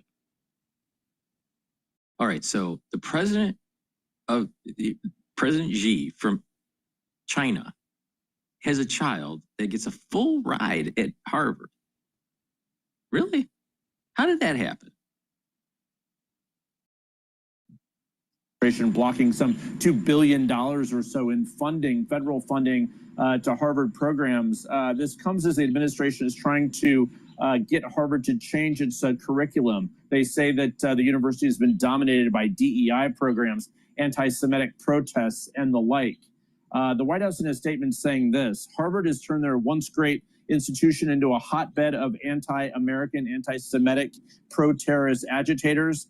The White House says enrolling foreign students is a privilege, not a right. Harvard University, of course, pushing back strongly on this, saying the government's action is unlawful.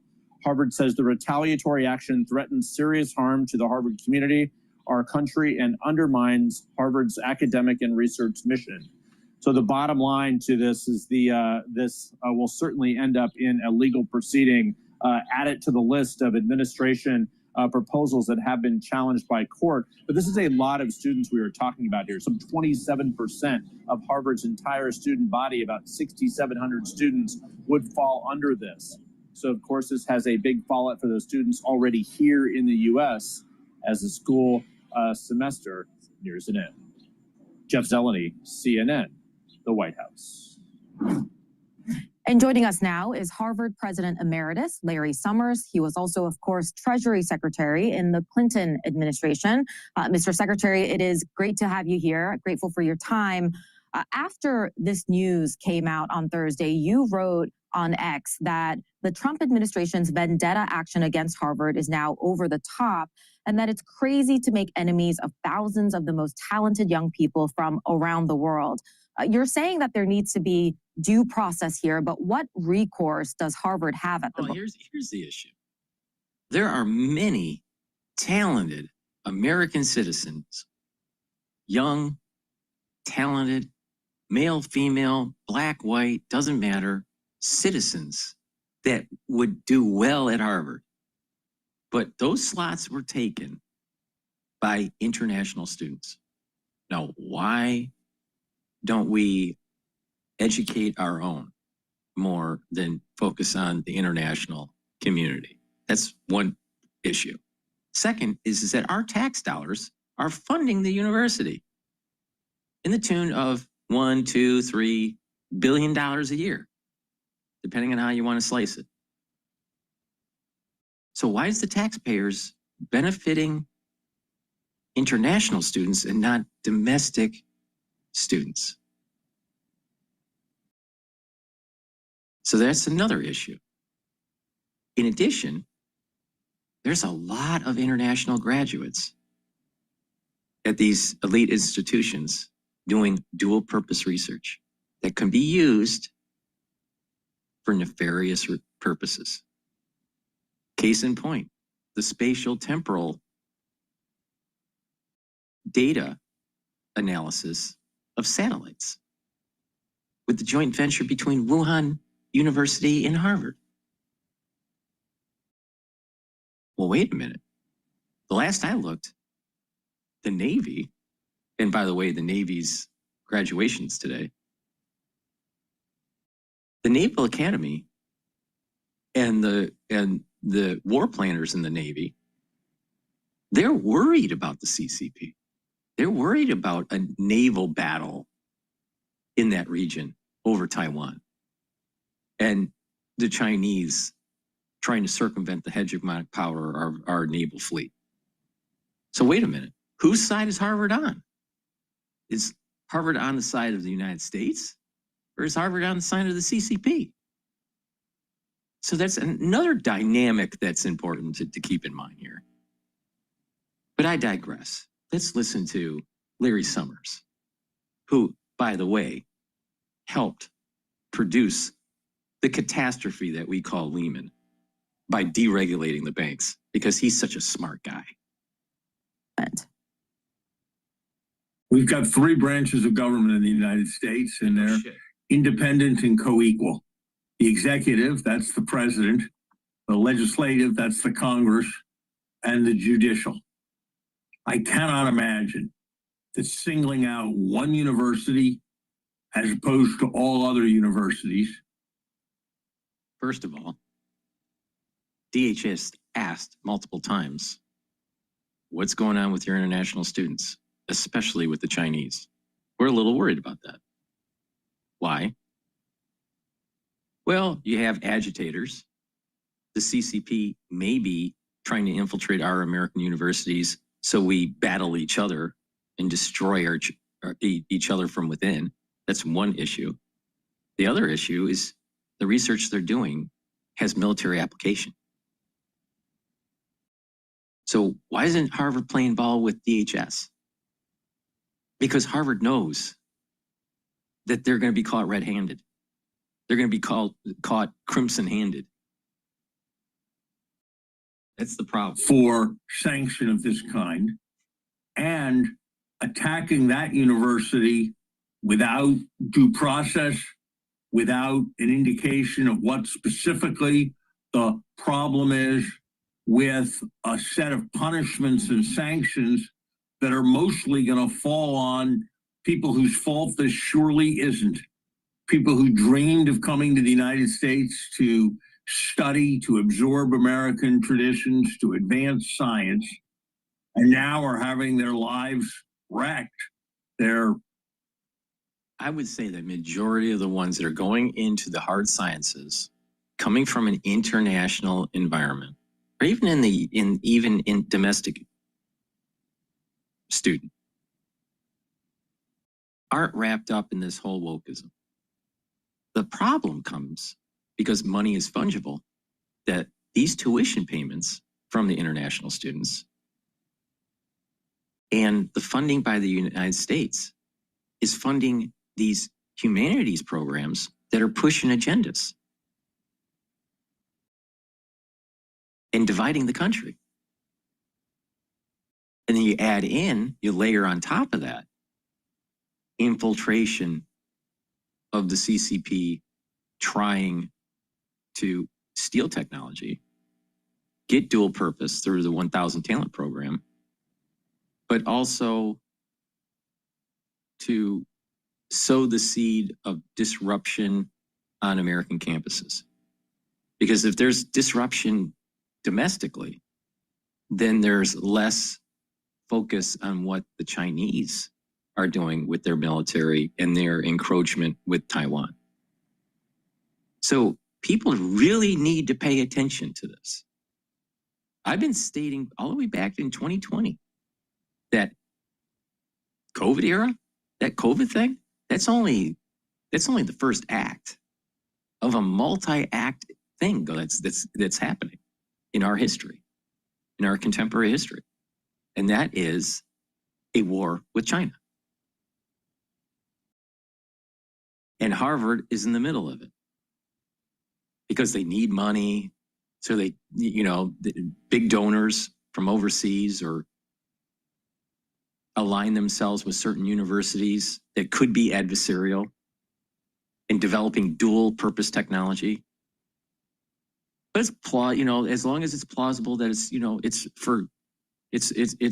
for the betterment of mankind, this research, they just sweep the nefarious aspects of the research under the rug, or the potentialness of it.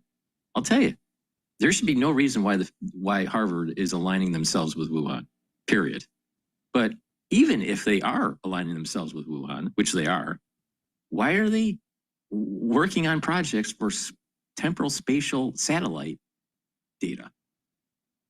Oh, it's for agriculture. Really? Really? It couldn't be temporal spatial satellites for a war in the Pacific against the American Navy. No, that couldn't be. No. Whole plans being taken asunder. I can't believe that is legal. And I would hope that the university will take legal action and that there'll be some kind of judicial action that sets this wrong right. Well, let's talk about those people that you are referring to. Few people know Harvard better than you do. I want you to tell us about the international student body on campus and how they fit into the community. And is it even possible for you to imagine a Harvard University without its international students? I can't. Harvard hasn't been that way for literally hundreds of years. I know this, the United States won World War II in no small part because of what foreign scholars at American universities did. The Manhattan Project, radar, so many other fundamental innovations. I know this, we wouldn't have met the pandemic in the way we did without all kinds of people from abroad who came to American universities and helped discover the vaccines. I know this, we wouldn't have the kind of prosperity that we have without people who were drawn to the United States by the opportunity to study at great universities like Harvard, and went on to found great companies to get patents that were the basis for pervasive innovation. So Secretary Summers, you know, the school is in the position that it is in now because it has really stood up to the Trump administration in ways that, you know, many other elite institutions haven't.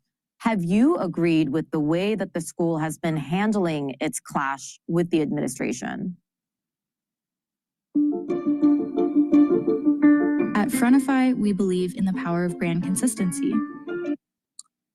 Look, I believe there's a lot that needs to change at Harvard.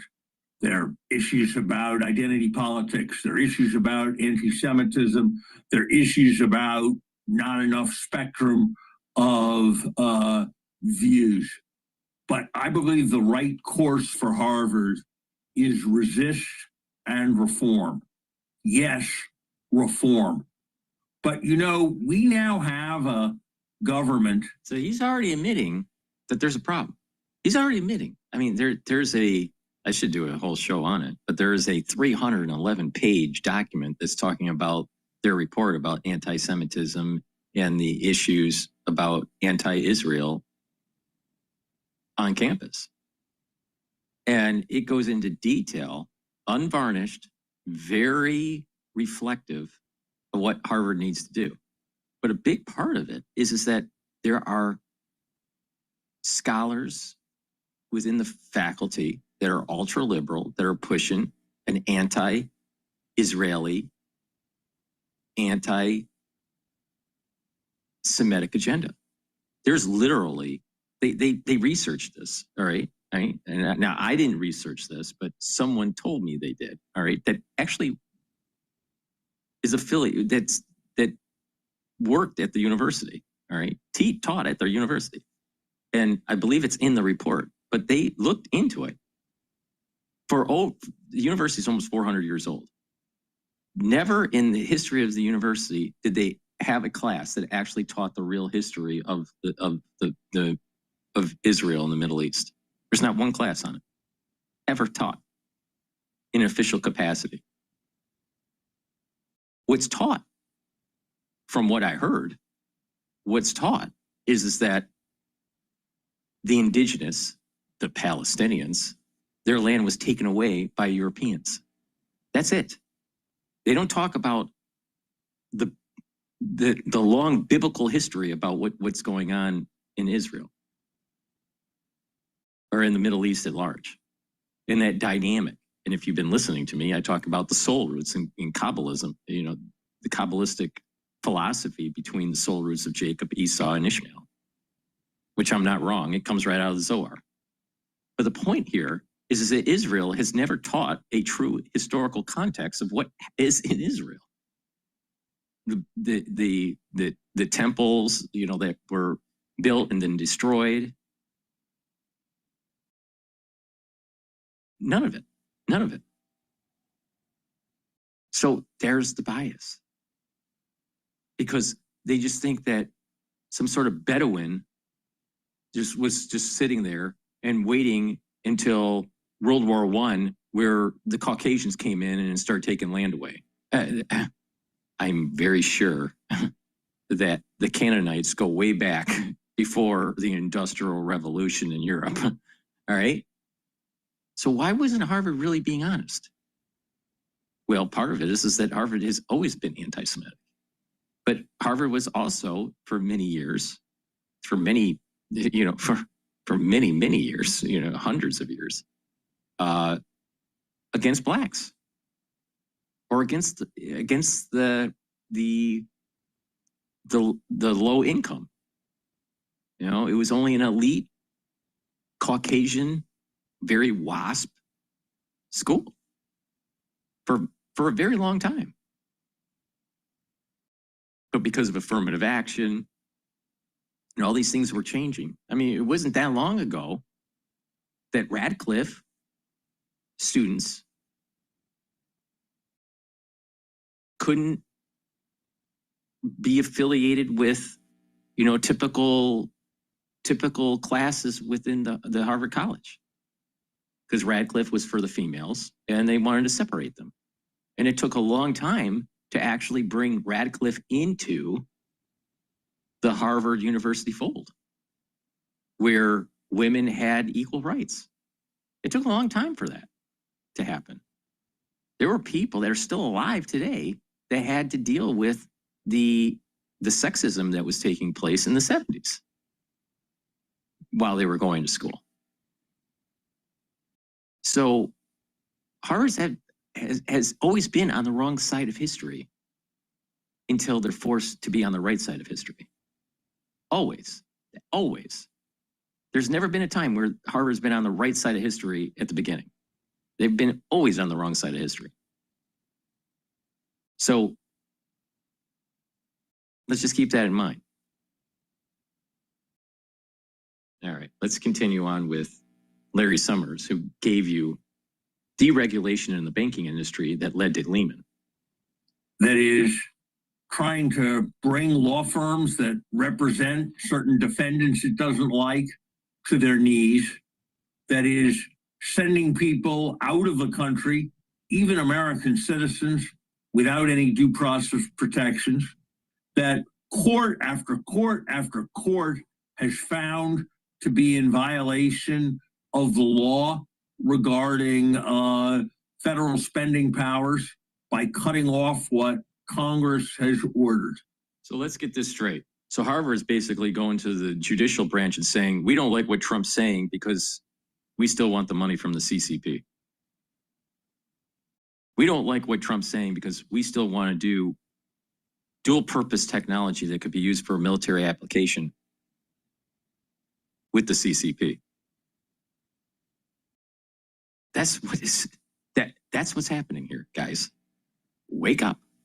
Wake up. This is the beginnings.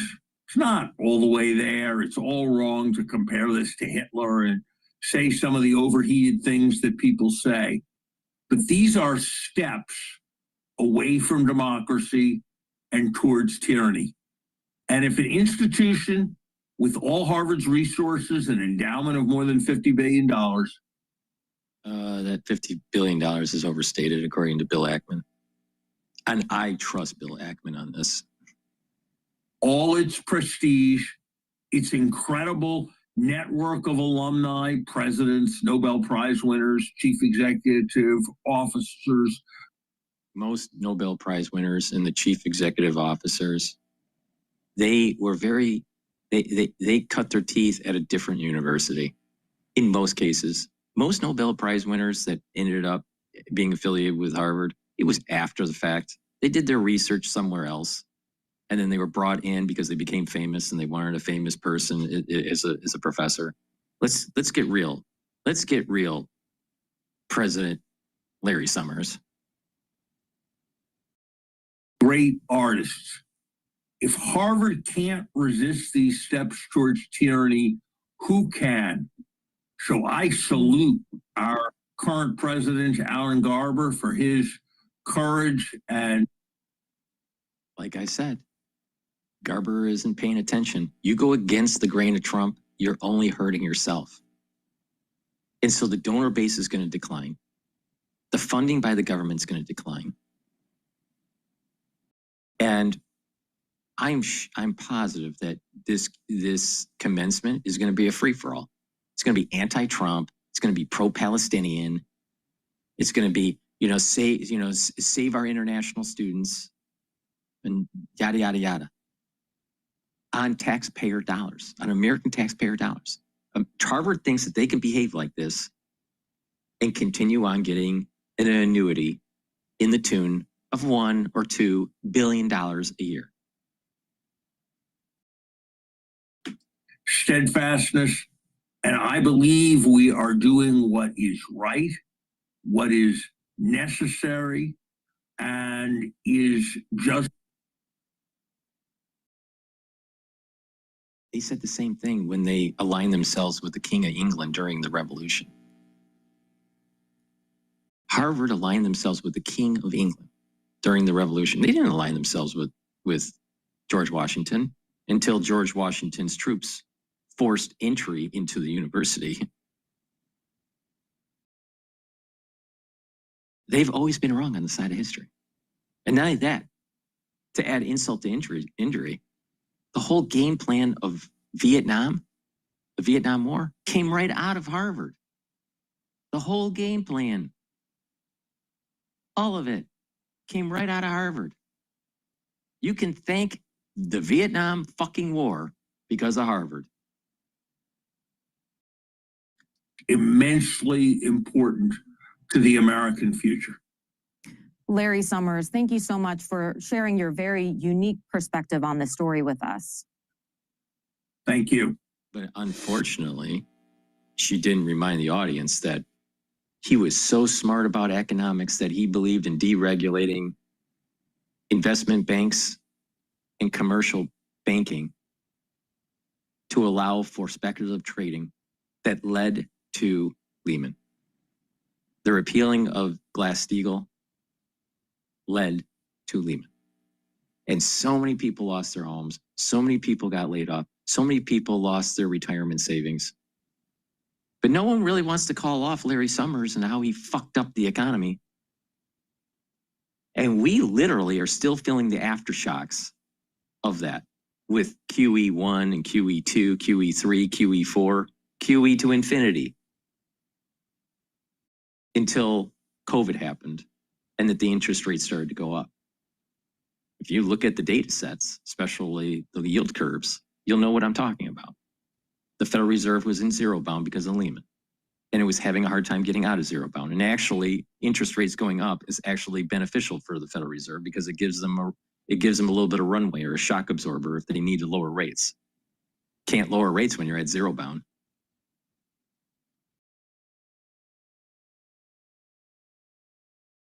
But of course you have, unfortunately what happens is you have newscasters, they don't ask real questions, and nor do they have the real understanding of the historical context.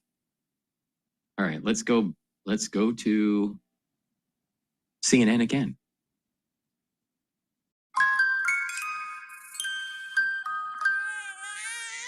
Big ideas. Harvard is hitting back at the Trump administration with a new lawsuit following the government's ban on international admissions to the university. The school now asking a judge to immediately block the move by the department.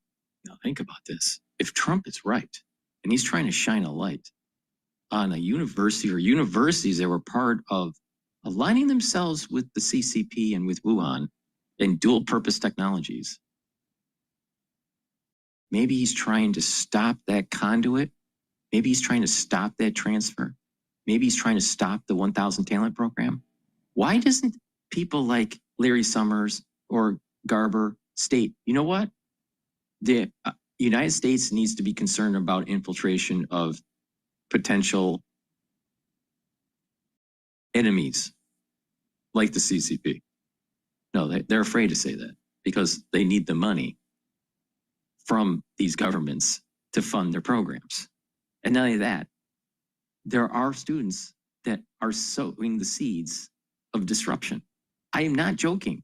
I saw with my own eyes communistic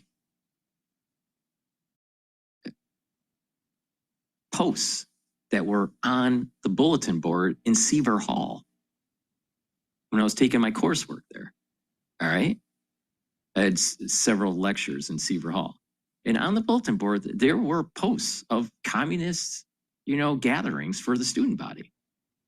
There's a communist movement at Harvard. You think that's a good idea? You really think that's a good idea? Well, that's free association and free speech and it's protected and yeah. But what if the CCP is actually infiltrating the university and getting dual purpose technology? And getting a degree from Harvard on top of it. Most likely through a scholarship that your $1 billion or $2 billion grant paid for. Of Homeland Security. Under the order, those students already enrolled must now transfer to another school or lose their legal status here in the United States, something one Chinese student describes as devastating. Listen. So basically, it's a mixture of like shock, then to kind of just, devastation, like frustration, and then uncertainty, anxiety, it's a combination of all of those feelings, I would say, among students in the community right now. Department of Homeland Security Secretary. I don't feel bad. You know why? Because I almost got kicked out of Harvard because of what I was saying about the crisis in 2020. Yeah. I don't fucking feel bad. Christy Domes. And it's these fuckers with this whole USA CCP virus that led to the huge destruction in the economy and in our health and wellness.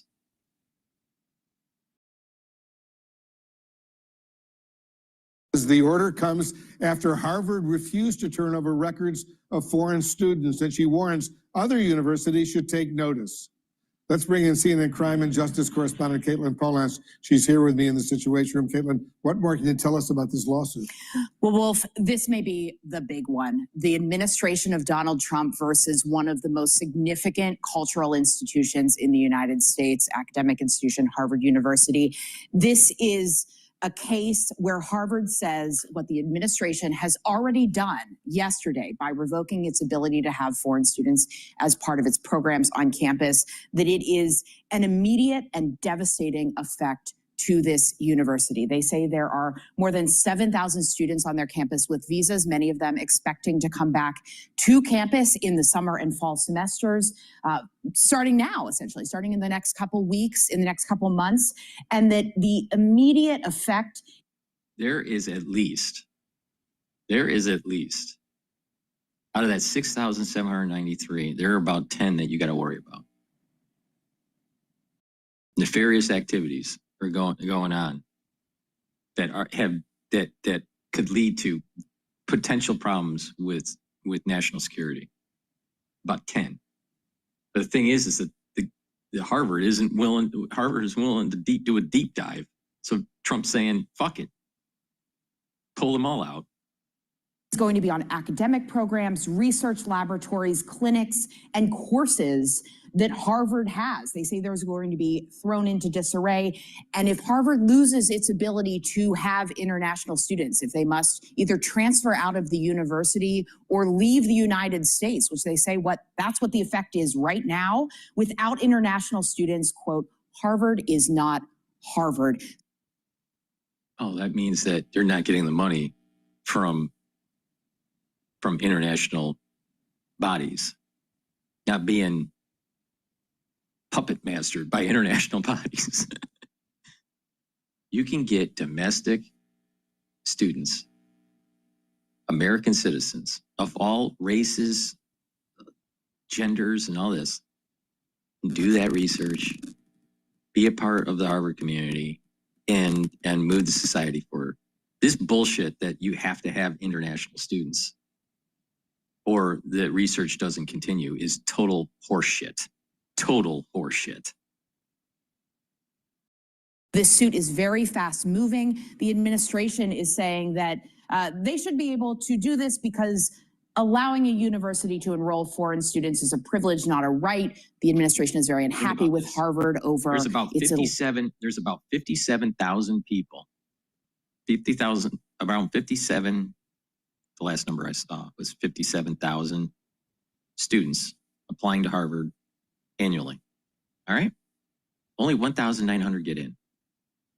Now they give acceptance letters of more than that, but not everybody accepts. All right? But 1,900 and something seats for the Harvard College. Out of 57,000 people that apply. And most of that 5,700 aren't just Hail Mary passes. Those are really good students. They have a lot of ability. All right? Most of them are domestic students. Not all. Some of them are international, but the bulk are domestic. They could easily fill those seats with domestic, very capable American citizens. And people need to pay attention to that. Balance of having protests on its campus, things like that. The Department of Homeland Security does have a statement in response to the lawsuit so far. They say this lawsuit seeks to kneecap the president's constitutional vested powers under Article 2. What that means, the president's the president. He should be able to do what he wants here on visas, immigration, even related to this university. Harvard, in response, says this retaliatory action threatens serious harm to the Harvard community and our country and undermines Harvard's academic and research mission. Their argument in court is that it's a constitutional encroachment of their ability to decide what their curriculum is and what they do as a university. This has, just a few minutes ago, I just looked, already been assigned to a judge, Judge Allison Burroughs. She's an Obama appointee on the federal court in Massachusetts, and we are waiting to see exactly what happens next. There could be a lot here, a lot quickly. As soon as you're here, let us know. This is obviously a very significant development. And when we're talking about foreign students now being barred from attending Harvard University, according to the Trump administration, we're talking about foreign students from all over the world, not just from China or from India, but from friendly allied countries in Europe or even Israel, for example. No more Israeli students would be allowed to go to Harvard, right? That's true. That's very true. But the thing is that Harvard should have played ball with DHS and found out who were the instigators and who were the potential students that may be part of the 1,000 talent program. We got a problem with the CCP and people need to wake up. And the CCP is smart. They've infiltrated these universities. And the way that Harvard describes it, it's literally everybody with an F1 or a J1 visa. So the students that are coming in and studying there, they say it also doesn't just affect those people on campus, more than 7,000, Harvard says, but it also affects their families, their children, more than 300 people that they say are now in immediate jeopardy and have to make a choice. And we've already heard, as there was that student at the that you referred to earlier that was speaking, that they are very, very horrified about what is happening here. Yeah, they can't believe this is happening here in the United States of America. All right, Caitlin Polans, thank you very much for that update. As soon as you get word from the court, let us know the latest on that. Right now, we're joined by the former president of Harvard University. He was the president for 5 years, Larry Summers. Larry, thanks so much for joining us. I know you call this move by the Trump administration against Harvard, and I'm quoting you now, the stuff of tyranny. And you say Harvard must start resisting. The university just announced it's suing to try to block this order from the Trump administration. How would you respond if you were still leading Harvard? The university's doing just the right thing. This is extortion. It's a vendetta using all powers of the government because of a political argument with Harvard. It is violating the First Amendment. It is also violating all the laws we have regarding administrative procedures. Look, Wolf, I've been on your show many times, and I've often been critical of Harvard on aspects relating to identity politics, anti-Semitism, and much more. But that's not what this is about. This is about a vicious attack to pursue a personal agenda. And the consequences, whether it's students who are dissidents from tyrannies who are going to be sent home and possibly be imprisoned, whether it's labs that are fighting cancer and diabetes that are going to lose key people, whether it's... Like I said, the United States roughly gives about $100 billion in research funding. A little bit more depending on how you slice the categories, but about 100 billion, all right? There's about 350 or so, 327 universities that are R1 or R2 Carnegie research classification. 327, maybe 350. There's an additional 150 more. So there's over 500 universities in the United States that are very high quality research institutions. Ivy League is only 8. Ivy League plus, you add another 20. So you have about about 30 universities that are, quote, the elite, all right? But the bulk of the research, quality research that leads to discovery, to new discoveries, is coming from non-Ivy League or Ivy League plus. Harvard gets about $1 billion of research funding each year for scientific endeavor on top of their other grants. All right. So about 1 billion out of the 100 billion. Now that's 1% of the pie annually. Harvard publishes peer-reviewed research annually about 10,000 papers a year. There's 290,000 papers that are published annually by these research institutions. So around 300,000. Harvard only publishes 10,000 of them. The bulk of the research in funding and in publication is non-Ivy League or Ivy League plus. That's a fact. So when people say that these really important researchers that are not going to be researching at Harvard is going to change things, you are literally talking about less than 10,000 papers out of a universe of 300,000 papers that are published annually. Now, when you look at it from that context, it's not that big of a deal. It's not going to hurt cancer research. It's not going to hurt diabetes research.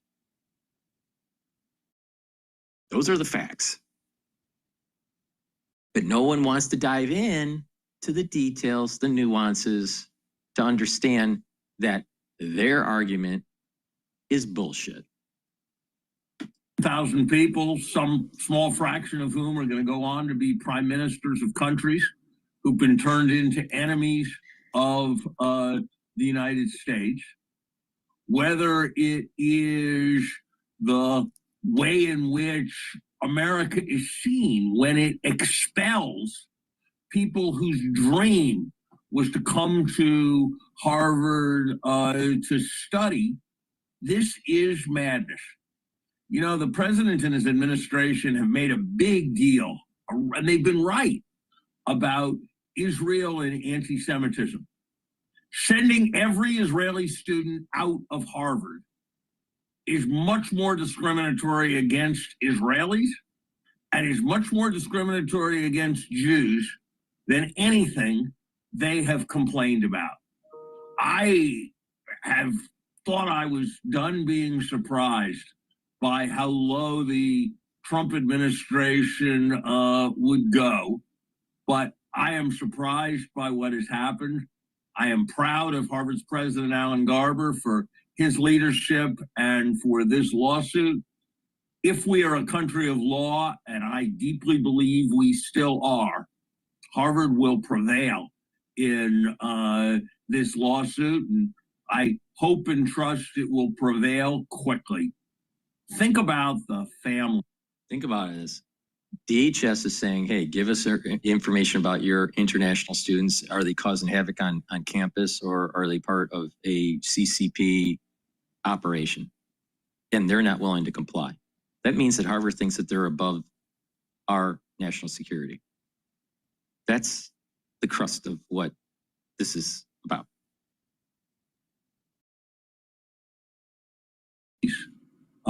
Coming from all over the world for our graduation a week from now, people being stopped at airports, people who devoted their lives to making it possible for their kids to go to Harvard and to see them graduate, now being told that somehow this is all being stopped because of a vendetta against Harvard. I'm sorry, I just can't quite believe that this is happening in the United States. It certainly is hard to believe. One international Harvard student, Larry, says he and other foreign students are now feeling, and I'm quoting now, pure panic. Now, you're the former president of Harvard University. What message do you have for them, for those students who are now being kicked out of the United States? Everyone at Harvard has your back. We are going to fight in every way we can in the courts with the support that can be provided financially to make this work for you. The President of the United States is a very tough enemy, and so we can't promise what every result is going to be, but know that there are things where there's argument and division in the university. Opposition to this is not something where there is any division. And I think that I am still hopeful that justice and common sense will prevail. China says this ban will only tarnish America's image and reputation around the world. And on Chinese social media, people wrote things like, quote, "It's fun to watch them destroy their own strength, and recruiting international students is the main way to attract top talent." What kind of long-term damage could this move have on the U.S.? Look, we have always thought that a huge strength of the United States was what my late colleague Joe Nye called soft power, the power of our example. The fact that people from all over the world didn't want to go study in China, they wanted to go study in the United States. The fact that the books, the movies, the songs, that we were the technologies, that we were the source. Our very best to undo that when we emulate Chinese totalitarianism, where the government is censoring and stomping on universities. We are ceding one of our greatest advantages. I cannot imagine a greater strategic gift that we could be giving to China, that we could be giving to the enemies of freedom around the world. Beach days shouldn't include change order. I disagree. I totally disagree. I think we need to be more forceful about the CCP infiltration. Please go to my store, the-studio-reykjavik.com, and get these deodorants, these very high quality deodorants. It's a dual purpose, all right? You can get it in peppermint, lavender, and tea tree, or in citrus. It'll help to detoxify your body. You're using it as a deodorant. It's for males and females. Get a couple bars for your household. It has no aluminum, no baking soda. It's made from essential oils from the Himalayas. Very high quality deodorants. But it's made from essential oils from the Himalayas. And it's going to help to detoxify your body. And you're using it as a deodorant. So get a couple bars for your household. Use discount 5 and you get $5 off. All right, let's talk about neurohealth for a second. Neurohealth is really important once you turn age 40. So if you're 40 years of age or older, you need to follow this advice. Get ubiquinol. Ubiquinol is the most bioavailable form of CoQ10. Most people that are taking CoQ10, you're taking the wrong type. You need to take the ubiquinol. Ubiquinol, most bioavailable form of CoQ10. You can't buy anything better than this. So taking ubiquinol is going to soak up those free radicals. It's going to reduce stress on the cell. It's also going to help with the mitochondrial health. So your ATP is going to go up. Your cell is going to perform better. But it also is neuroprotective. So it's going to help to protect your neurons. And by protecting your neurons, that means you're going to sleep better. You're going to think better. You're going to have better memory. You're going to have better neuroplasticity. Really important. Not just that. Good neural health also helps with motor coordination. Not just thinking, but motor coordination. And you have different neurons, your peripheral neurons, controlling your muscles, controlling the ends of your muscles, and that those feedback loops that are taking place. And this is the reason why it's so important to do cardio, resistance training, stretching, and balancing exercises to activate all these different types of neuron circuitry. So please go to my store and get the ubiquinol, but stack it also with the NAD+. NAD+, really important. Boosts up energy levels. NAD+ helps to repair DNA damage. Hint, hint, really important. And NAD+ also helps to protect your neurons. Stack it together And this is a powerful neuroprotective stack for you. And again, protecting your neurons is super important once you turn age 40. So please go to my store, take these supplements. These stack really well also with C60. So stack the NAD plus and the ubiquinol together, add C60 if you'd like to, and that's going to help with your neural health. Bring down those free radicals, boost up those energy levels, and repair your DNA damage. We're in the allergy season in the United States, and it's very important to pay attention to what I have to say. Why? Because I'm right. So taking structural nanosilver drops and lozenges are going to help you mitigate the irritation in your throat during the cold season, during the allergy season, or even if you have poor air quality. So take the structural nanosilver lozenges or drops. What I have in my hand is the blueberry version of the drops. You get 100 in each bag for the drops. The drops are a little bit smaller than the lozenges. You can also get it in honey and lemon and in cherry flavor. All right, go to my store, get those drops, but also get the elderberry zinc lozenges. They're a little bit larger. You get 21 in each bag, but they're very high quality, mitigate that irritation right away. And by doing that, you're creating the secretions, you're protecting the epithelial lining and that mucosal barrier, and you're boosting up your immune system. So please go to my store, the-studio-reykjavik.com, get the lozenges and the drops. The moment you have that irritation, take them right away. Make sure you have some at work and at home. You never know when you need them, but take it right away once you have that irritation. Very important to mitigate it. All right, let's play Bloomberg's side to this issue.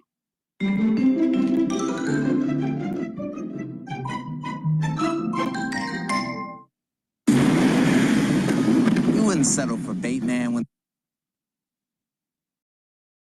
Come on, Baitmobile, don't die on me now. And joining us now is former U.S. Treasury Secretary and Harvard University President Emeritus Larry Summers. Larry, good morning from the Asia Pacific. Thank you for joining us today. We've seen your posts on social media. Take us through what you're thinking right now and your reaction to this. This is vicious. It is illegal. It is unwise. And it is very damaging. Why does it make any sense at all to stop 6,000 enormously talented young people who want to come to the United States to study from having that opportunity? Why is punishing them the right thing to do? What due process has attended this action against the university?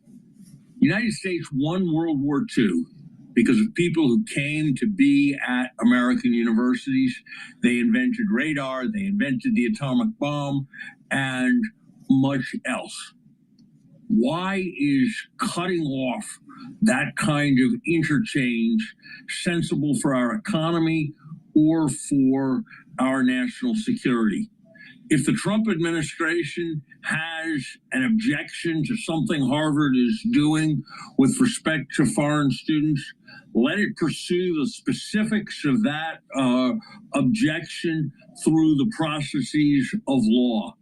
But simply throwing 6,000 students out and denying the many thousands of students abroad who have dreamed of coming to study at Harvard that opportunity because they're angry about a fight on other issues, that is not the way we do things in a democratic country like the United States. I am just appalled that we would have an administration that would contemplate actions of this kind. If I had been a member of an administration where such unlawful orders had come from the White House, I would have resigned immediately. This is part of what they have been doing. It's blatantly illegal for the President of the United States to intervene in the affairs of an individual taxpayer. And that's what he did with respect to Harvard's tax status. It's blatantly illegal to pursue civil rights claims against someone without any kind of due process. Look, I have been sharply critical of Harvard on a whole range of issues. Builders don't use hammers. We use keyboards. We build systems. There is much that needs to be different, but that does not justify the sledgehammer approach that this administration is taking to what is vital and delicate machinery, our greatest universities. I just don't know quite what to say. And Larry, I think you make a very good point earlier on that if there is a problem, let's let the law take its course. Is it clear to you at this point in time what the specific legal violations Harvard may have committed here? No, and I'm not at all confident, or rather doubt that there were any legal violations. It isn't Harvard's idea that there's privacy associated with student records. It's federal law that there's privacy protections for students who study at a university like Harvard. So I suspect that any legal violations being claimed here are pretextual and are pretext, not a reflection of reality. I don't know everything that goes on, so I can't know that for certain. But Harvard has a clear necessity right now. Resist and reform. Resist because this is the stuff of tyranny. And if an institution like Harvard with a $52 billion endowment, with the staggering network of alumni that we have, if it can't resist these kinds of movements towards tyranny, I don't know what other American institution will be able to do that. So Harvard must start by resisting.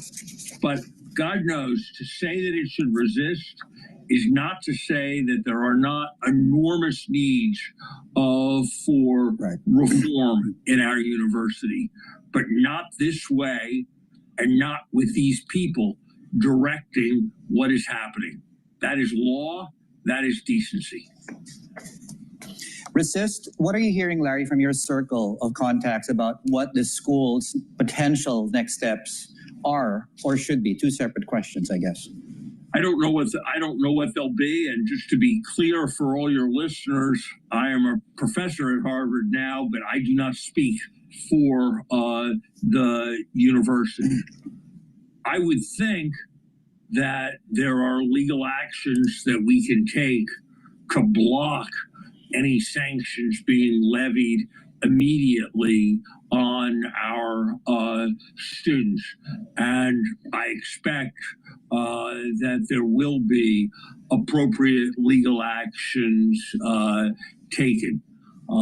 Certainly, I'm uncomfortable living in a country where this kind of effort, where you single out one university, which the president has condemned on political grounds for major punishment, and then you punish it in a way that didn't involve due process and that doesn't involve any tailoring of the sanction to whatever specific you are concerned about. That's not the kind of country we want to live in. The reason we have independent branches of government, an executive branch, a legislative branch, and in this context, crucial, a judicial branch of government, is so the judicial branch of government can stop this. And in the meantime, while we I guess, see how the chips fall in while we figure things out. Professors, students, parents, school officials, I would imagine are thinking about what they do now. And from just a practical perspective, existing foreign students at Harvard must transfer is one of the orders. How does that work practically, Larry? I hope and trust that it's not going to come to that. I hope and trust that there will be legal actions that will be taken that will enable those students, many of whom dreamed for their whole lives of coming and having the opportunity to study at Harvard because they saw Harvard as a symbol of what was the best of America. Clear thinking, understanding the world we live in so as to make it better. Great, not everybody's great, but many people are. Scholars seeking truth. They dreamed of coming to Book on dollar.com to get our lowest rates. Why are you in my house?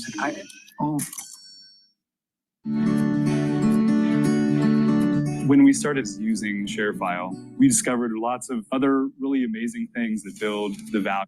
Harvard. And I just pray that we as a country, through our judicial branch of government, find a way of enabling that dream to be lived.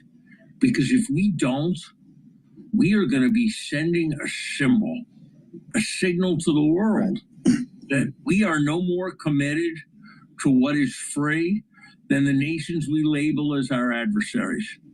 And that would just be an incredible tragedy. I myself will be prepared to do everything I can to support the many brilliant, America-loving foreign students who I have the great privilege to work with.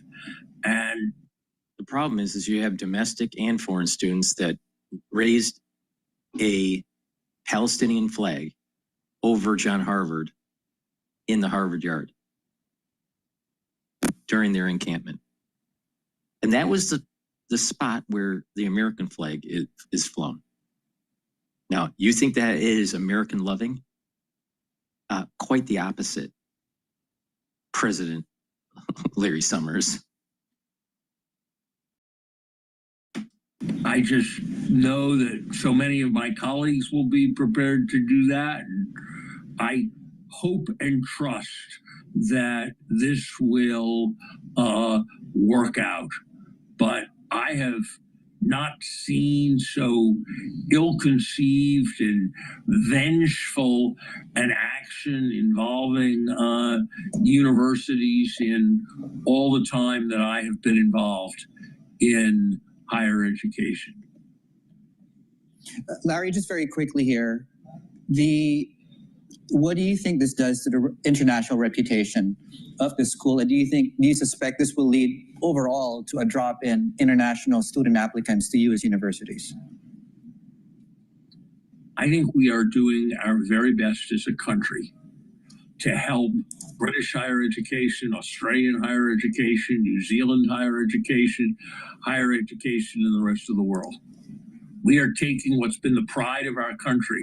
It exports vastly more than it imports. It has contributed so much to our economic strength. We are destroying it, and it is a devastating self-inflicted wound.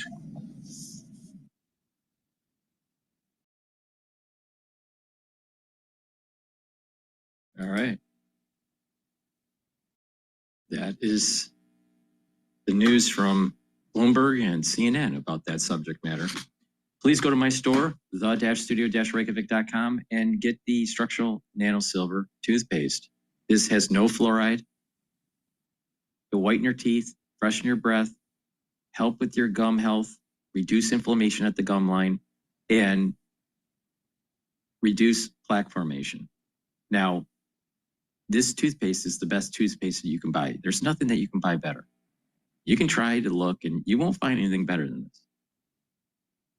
please go to my store, get a few tubes of this for your household. Very important to use every day.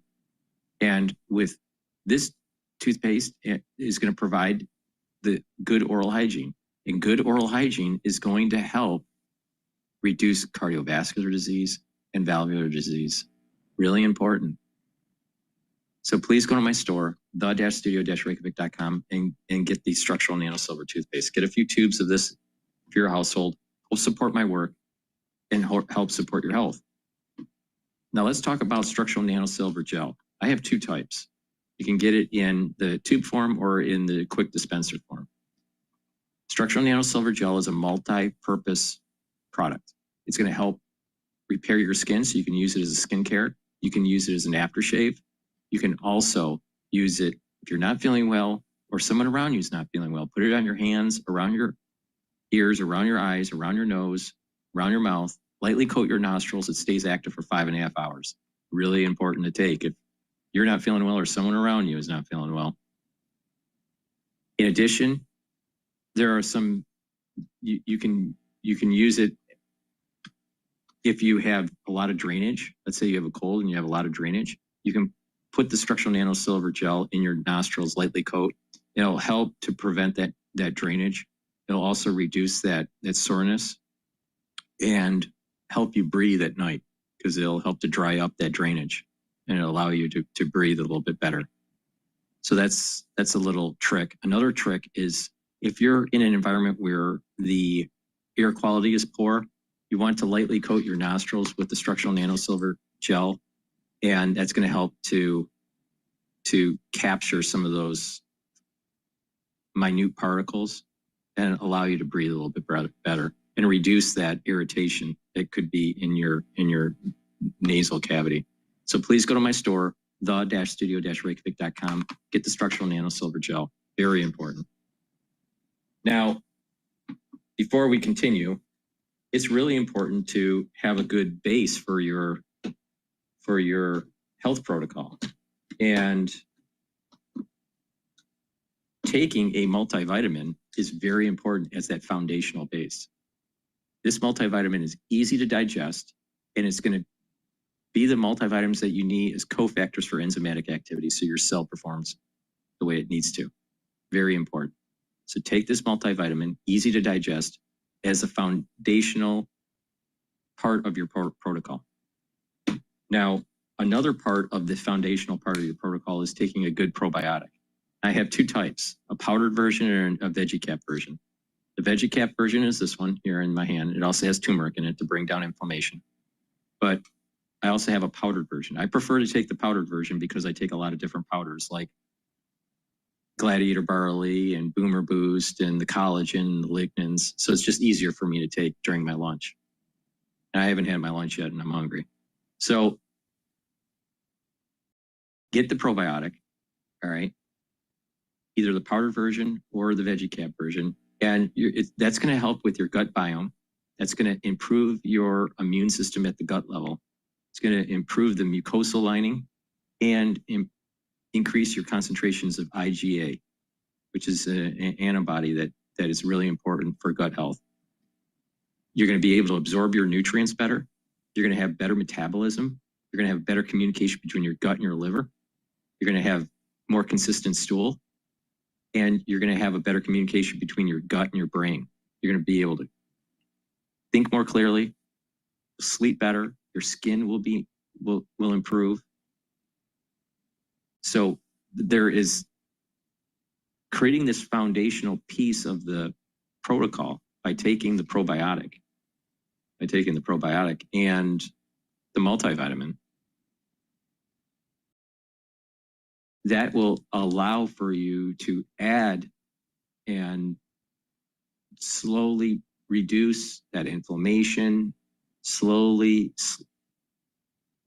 bring your body back into homeostasis, and also slow down that aging process. See, aging is tied to a lot of different things. Reduced energy levels because your mitochondrial health is going down. So to fight that, you want to boost up that mitochondrial health. boost up that cellular metabolism and improve that ATP level. Another is atrophying of your muscles. You want to do resistance training and build muscle. Another part of aging is neuroplasticity starts to decline. Your positive neuroplasticity declines. The connections of your dendrites, your dendritic connections between your different neurons starts to recede. So that when you age, you're thinking slower, your memory is poor. But if you improve, you have better neuroplasticity, positive neuroplasticity, and you have more dendritic connections, then you're going to think better and you're going to have better memory. You're going to be able to coordinate your body better, especially if you build muscle and you activate those neurons. So there's ways to slow down the aging process. Another thing is methylation of your genes. You slow down the methylation of your genes, you're slowing down the aging process. If you're getting rid of senescent cells, your tissues that can regenerate, that have adult stem cells, you're actually improving the average age of the tissue. So a lot of people don't realize this. You may be, let's say, 40 years old, but your brain could be 50 years old. Your heart could be 25 years old. Your liver could be 80 years old. It all depends on the health of the organ and the tissues that make up that organ. And if you target different systems, you can actually improve the age of these different systems. So there is no one real age. If you really want to get into the details of this, there is no one age. When someone says, how old are you? There's a calendar age, there's a chronological age. But when it comes to actually a biological age, there's no one number. Because your different systems, your different organ systems actually can be aged differently based on telomere lengths, based on methylation, based on overall health.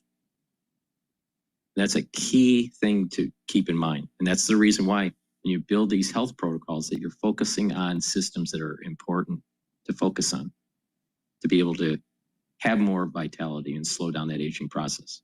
So hopefully you learned a little bit about that. All right, let's go to Bloomberg. They're talking to Bassett about G7 concerns with China imbalance. U.S. treasuries.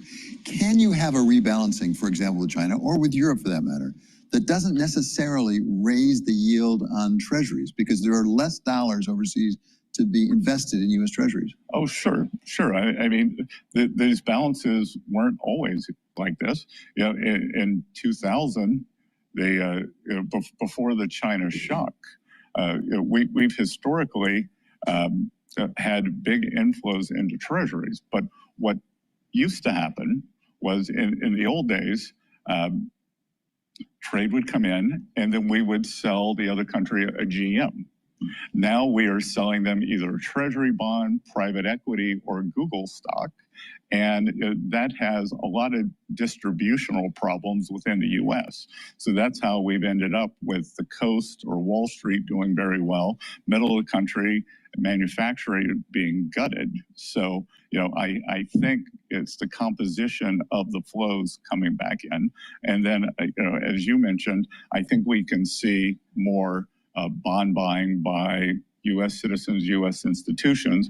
But the other thing that I will say is, I have access to the data, and we've actually been seeing foreign national entities, whether it's reserve managers, sovereign wealth funds, or pension funds, have been buying more treasuries in the latest auctions. So when we talk about trade, we talk about goods, sometimes services. What about capital flows and how capital flows work? There seems to be a movement in parts of the world toward stopping capital flows. I mean, we've had Macron in France say Europe can make it on its own. We've had Australia take certain actions requiring pension plans to invest domestically. Are we moving toward autocracy? I don't think we have to. There's certainly nothing the U.S. is doing to prevent capital flows.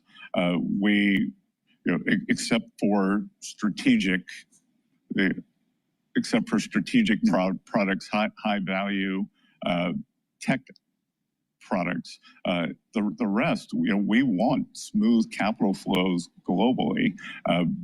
Could we see more people being more nationalistic? Maybe. But, again, as we saw with these trillions of dollars from these Middle East countries coming into the U.S., the U.S. is the premier destination for capital. We are working we can on build that. New products faster, And, David, improve security. The money coming back into the bond. A lot of it's going to come back in the form of foreign direct investment, which is actually more stable kind of investing. Let's talk about the dollar for a second and where the dollar is. I've seen some charts actually about the nominal value of the dollar versus purchasing power parity. And in fact, that there's been a growing difference between those where the nominal value is well above PPP. I mean, almost at historical levels. From your experience with markets, does that have to correct itself? Does that mean the dollar's overvalued? It doesn't have to mean it's overvalued, and lots of times that levels can stay, versus PPP, which is just an academic measure. Many currencies stay above their PPP equilibrium for a long period. And David, I can tell you that when I look at the amount of innovation going on in the U.S. vis-a-vis the rest of the world, everybody wants to come here. So as you look forward, even the what international is the thing that students worries you the most? That we are not able to, that somehow our agenda gets slowed down. That whether it's the courts, whether it's the Democrats, that's really what worries me the most. And on deregulation, how long will it take till we actually see it in productivity? Well, I think we're going to see it in the economic numbers in the third and fourth quarter. In the third and fourth quarter of this year. Yep. That's fascinating. Yeah, because again, that when you ask me what worries me is that we need this substantial permitting reform, that we aren't able to build things, that we have because of this AI boom, we're becoming the AI superpower. Well, that's going to take a lot of electricity. So you're going to need energy pipelines. You're going to need transmission. And the fact that that it takes 3, 6, 7 years for the permitting. So what worries me is that somehow we get bogged down in a legal morass, because this administration is really trying to get America back to building again. One of the things that people are interested in is the sovereign wealth fund. I remember, actually, as I recall, seeing President Trump sign an executive order with you in the Oval Office and talking about it at the time. Where does that stand right now? Because some people say, if you're really going to try to build the wealth of the United States, you're better off cutting the deficit than borrowing money to put it in a sovereign wealth fund. Yeah, I think the president decided that it's on pause while we work on everything else that we're doing now. So, and he said the other day that we'll probably spend more time paying down debt. He is laser focused on paying down debt. And you're prepared, if it doesn't go the way you want it to do other adjustments to make sure we are paying down the debt? Because some people are a little skeptical. Well, again, David, let's talk about can you grow the denominator faster than the numerator? Like the reason we got here was, think about taking out a home mortgage. It's fine if the value of your house is stable or growing faster than the debt. What's happened is, that previous administrations took out a big mortgage. We didn't grow our way out of it. Now, I actually think that there is a chance that we can constrain the spending, up the growth, and that changes the trajectory. Because going back to this CBO scoring, which is alien to anything that makes sense, that if you cut taxes, they still score growth at 1.7, 1.8%. If we raise taxes, and if this tax bill didn't go through, it would be the biggest tax hike in history, then growth stays at 1.8%. So, I think that we can accelerate growth here. So, my worry would be that somehow there is a glitch and the tax bill did not get passed soon enough. So, I would encourage our colleagues in the Senate to push for the July date that Leader Thune has. Last question. Growth is critical to your approach and the president's approach. What growth are we talking about? What are you projecting and when? Because right now we're not close to 3% growth. Look, I think we can get to 3% pretty quickly. Well, okay. How quickly is pretty quickly? Months, quarters, years? Quarters. In quarters, we'll be at 3%, you believe? Yes. Sustainable. Yeah. Look, I think we were in the middle of, as I talk to industry, this U.S. innovation edge, we are starting to see real productivity increases like no other country is. I think with the deregulation, with the certainty from taxes, and with this full expensing, which from 2018, 2019, going into COVID, for the industrial economy really gave it big impetus. So, I'm expecting that by, certainly by this time next year, we will be north of 3 and that we will be turning the corner toward the end of the year. Mr. Secretary, I can't thank you enough for being here. Really appreciate it. The United States. All right. Please go to my store, the-studio-reykjavik.com, and get the collagen. This collagen is a multi-purposed supplement. You get a big scooper, you mix it with filtered water or a smoothie or even soft foods. Take it every day. It's going to help with your skin, your hair, your nails, also your musculature, your joints, and your bones. So please go to my store, take this collagen every day, do resistance training, and improve your health. Use discount 5 and you get $5 off any order. All right, I want to talk about a stack here that's going to improve your cellular metabolism and help with your cardiovascular health. So omega-3, very important, brings down inflammation, helps to prevent clotting, and it will help bring down those LDL levels and increase your HDL levels. So you're going to improve your lipid profile. By reducing LDL oxidation, you're reducing plaque formation. So taking omega-3 every day is very important. Now, vitamin B complex. Vitamin B complex will help your mitochondrial health. The first 4 B vitamins will help with the mitochondria. It's going to boost up those energy levels. It's going to improve your cellular metabolism with vitamin B complex. And vitamin B12 helps to protect neurons. Really important to take this if you're age 40 or older.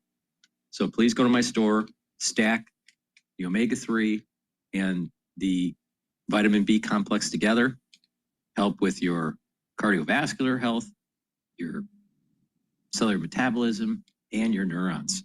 Please go to my store, the-studio-reykjavik.com. The link is in the description of this video and all my videos. Team U.S. economists, great to see you both here and welcome. Stuart, I'm going to start with you on some of the economic headlines that we heard from Scott Bessent. Very optimistic on the outlook for the deficit. Has he talked to Moody's recently? Has he talked to, you wonder if some of the many people in Washington are concerned about this ballooning deficit and what it will mean for the future of our economy? It's interesting. One of the reasons why Scott Bessent is in his office on 15th in Pennsylvania is because the bond market viewed his potential nomination so favorably, and President Trump took his cues from the bond market. It seems as though not only has Bessent not spoken to Moody's, but he isn't taking his cues from the bond market either, with a 30-year rising over 5% this week. I think that when you break down what the one big beautiful bill looks like, and you discount the potential for DOGE cuts to materialize in any significant way, and you keep in mind that we're likely to see relief from the current tariff regime, we are on an unsustainable fiscal trajectory. And while the Secretary of the Treasury has acknowledged previously that one of his major jobs is to be the U.S. government's bond salesman around the world, it does sort of ignore fiscal reality to just say that all is fine and well. Let's hear from the Treasury Secretary talking about the certainty that will come from tax permanence. And remember, there is an effort in the Senate to not only extend but make permanent the Trump tax cuts along with other provisions. Here's what he told David Weston a short time ago. Everyone's talking about, oh, there's not enough certainty now. Well, what I can tell you is this permanence is going to give great certainty. And I think the scoring, you and I have talked about it quite a bit. It's Washington-style scoring, and it's not real-world scoring. What I am concerned about, or have been concerned about, are we controlling expenses? Yes. Are we going to grow the economy and accelerate the economy and stabilize and then bring down the total debt to GDP? And I think this bill does a great job of that. To Laura Davison, on the political side of this, Laura, it's great to see you. They're putting all their eggs in this basket here. If we do not see deficit reduction, actual reduction in the national debt, what is the political liability? It could be huge. We saw that with the reaction from the bond market saying that they do not love this one big beautiful bill. And really what we see in the House that passed this week and now goes to the Senate, where some of those Medicaid cuts, some of those spending cuts that House conservatives wanted in the bill are likely to get rolled back, which means that any product that the Senate puts out will have even more deficit impact than the House version did. We're still waiting to get some of the final scores from the congressional scorekeepers on exactly how much this bill costs, but it's going to be somewhere north of $2 trillion, even with all those spending cuts. And on the economic growth point, Bessent was very clear that this bill will provide a lot of economic growth combined with deregulation. But the Congress's number crunchers came out yesterday and said that all of the tax cuts, $3.8 trillion of tax cuts will only produce about $100 billion worth of economic growth over the decade. So these are really a cost and not much on the positive side of the ledger. Yeah, well, I'll tell you what, I'm curious your thoughts, Stuart, on the crazy CBO scoring. As the Treasury Secretary put it here, he returned to the theme of growth repeatedly. Pay no attention to debt and deficits because the economy is going to be growing, and the CBO doesn't factor that in, what they call dynamic scoring. Does he have a point? Not really. I'm totally with Laura here. She's exactly right on the numbers from CBO. If you also then look at, let's say, Penn Wharton's budget model, there's effectively no gain that comes from growth. There's no gain in growth that's coming from the bill when they factor in dynamic scoring over any sort of permanent implementation of some of these TCJA extensions. There is effectively a little bit of drag. So what it really means is that the error bands around the growth estimates related to this bill are wide enough that they should assume it's basically zero. And he said quarters, not years, though, right? When GDP will get to 3%. David said, what's the timeline? He said quarters. Are we not buying that? No, I'm not buying that. To be brief, I'm not buying that at all. Well, Laura, if Stuart's not buying it, are voters buying it? Remains to be seen. The Google searches of One Big Beautiful Bill surged yesterday. What's interesting is that the Tax Cuts and Jobs Act, those first-term Trump tax cuts, were not popular when they first passed. Democrats were very successful in their messaging campaign, saying that this will benefit the wealthy, this will benefit corporations. Republicans heard some of that feedback, and in this bill, that's why you saw things like no taxes on tips, an extra deduction for seniors, no taxes on overtime.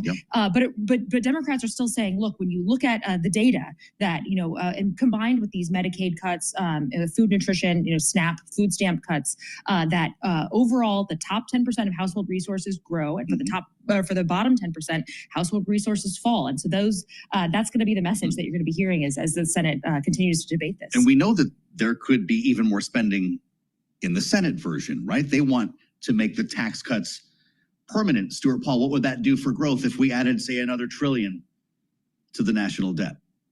Well, so I think that the bigger thing to keep in mind is that there gets to be a point where the interest expense of the national debt is worrisome enough that interest expense continues rising effectively at an exponential rate, and a higher financing cost in the private sector then dull the effect of growth. The stimulus that you get from running material primary or significant primary deficits, even on the order of 3%, where we currently are, we're a bit above 3% of the primary deficit. The effect of that primary deficit and its stimulus gets offset by higher financing costs for servicing the stock of the national debt. and that slows private sector growth. It's effectively just fiscal crowding out. That's, I think, where these budget models are shaking out. That is what I expect. And even if you do see tax extensions that provide some sort of additional certainty and enthusiasm for the private sector, folks are still constrained by financing costs. And I think that that's what matters. Businesses are constrained by financing costs. Expansion plans are constrained by financing costs. And so this is a moment where leaning on the idea that we're going to get stimulus in the form of extended tax cuts is not enough. You do need to see significant reductions in the national debt at some point. Well, this has been sobering, Stuart. Laura, with regard to tariffs, what do you make of the timing today? There's apparently a meeting with the EU and the U.S. Trade Representative this afternoon. Is this just a threat? This is 50%? the most kind of distilled into just a couple of hours of the kind of this overall trade negotiation of the role that Trump and Bessent are playing in this. Yeah. Trump comes out this morning with 2 fresh threats, 25% on Apple products, 50% on EU goods. Mm-hmm. And then Bessent just a couple of hours later says, well, look, but there may be some deals coming. So you're seeing all of that play out in the market in real time. It's clear, though, that Bessent is trying to cast these threats, particularly on EU, as sort of a way to light a fire under EU to get them moving on a deal. Yeah. This has been his line, all throughout this process, is that these very high tariff rates are a negotiating tool and will pull down from there. What markets, businesses, foreign leaders are trying to figure out, though, is where's kind of this equilibrium going to fall? Everyone has sort of come to terms with the fact that 10% tariff rate is probably here to stay. But it's that question of, is it going to be 20, 30, 40? Yeah. And that's a huge unknown and makes, a lot of trade going from being viable to not viable. Well, he kicked the nest again today. And so we're going to update the markets right now. And many thanks to Laura Davison and Stuart Paul. Great conversation, helping us get to the nuts and bolts of what we just heard with Scott Bessent. Let's see what Wall Street thinks. The great Charlie Pellet standing by at World Headquarters in New York. Charlie, what do you see? Right now, looking at a lot of red ahead of a long holiday weekend for a lot of people. Joe Matthew with the Dow, the S&P, NASDAQ, all declining. Apple, the big story, something we've been talking about, with Apple now down by 2.8%. Apple dropping $5.58, all part of a broader sell-off here. We've got the S&P 500 index down 50 right now. That is a drop of 0.9%. The Dow is slumping 314, lower now by 0.8%. The NASDAQ Composite Index down 1.1%, with the Bloomberg Mag 7 Index now down 1.3%. The 10-year at 4.49%, the 2-year 3.96%, the 30-year 5.03%. Spot gold up 2% now. Gold is rallying $67 the ounce to $33.61. West Texas Intermediate crude up 0.5%, $61.48 a barrel. And Bitcoin right now lower by 2.3%. Bitcoin at $108,800.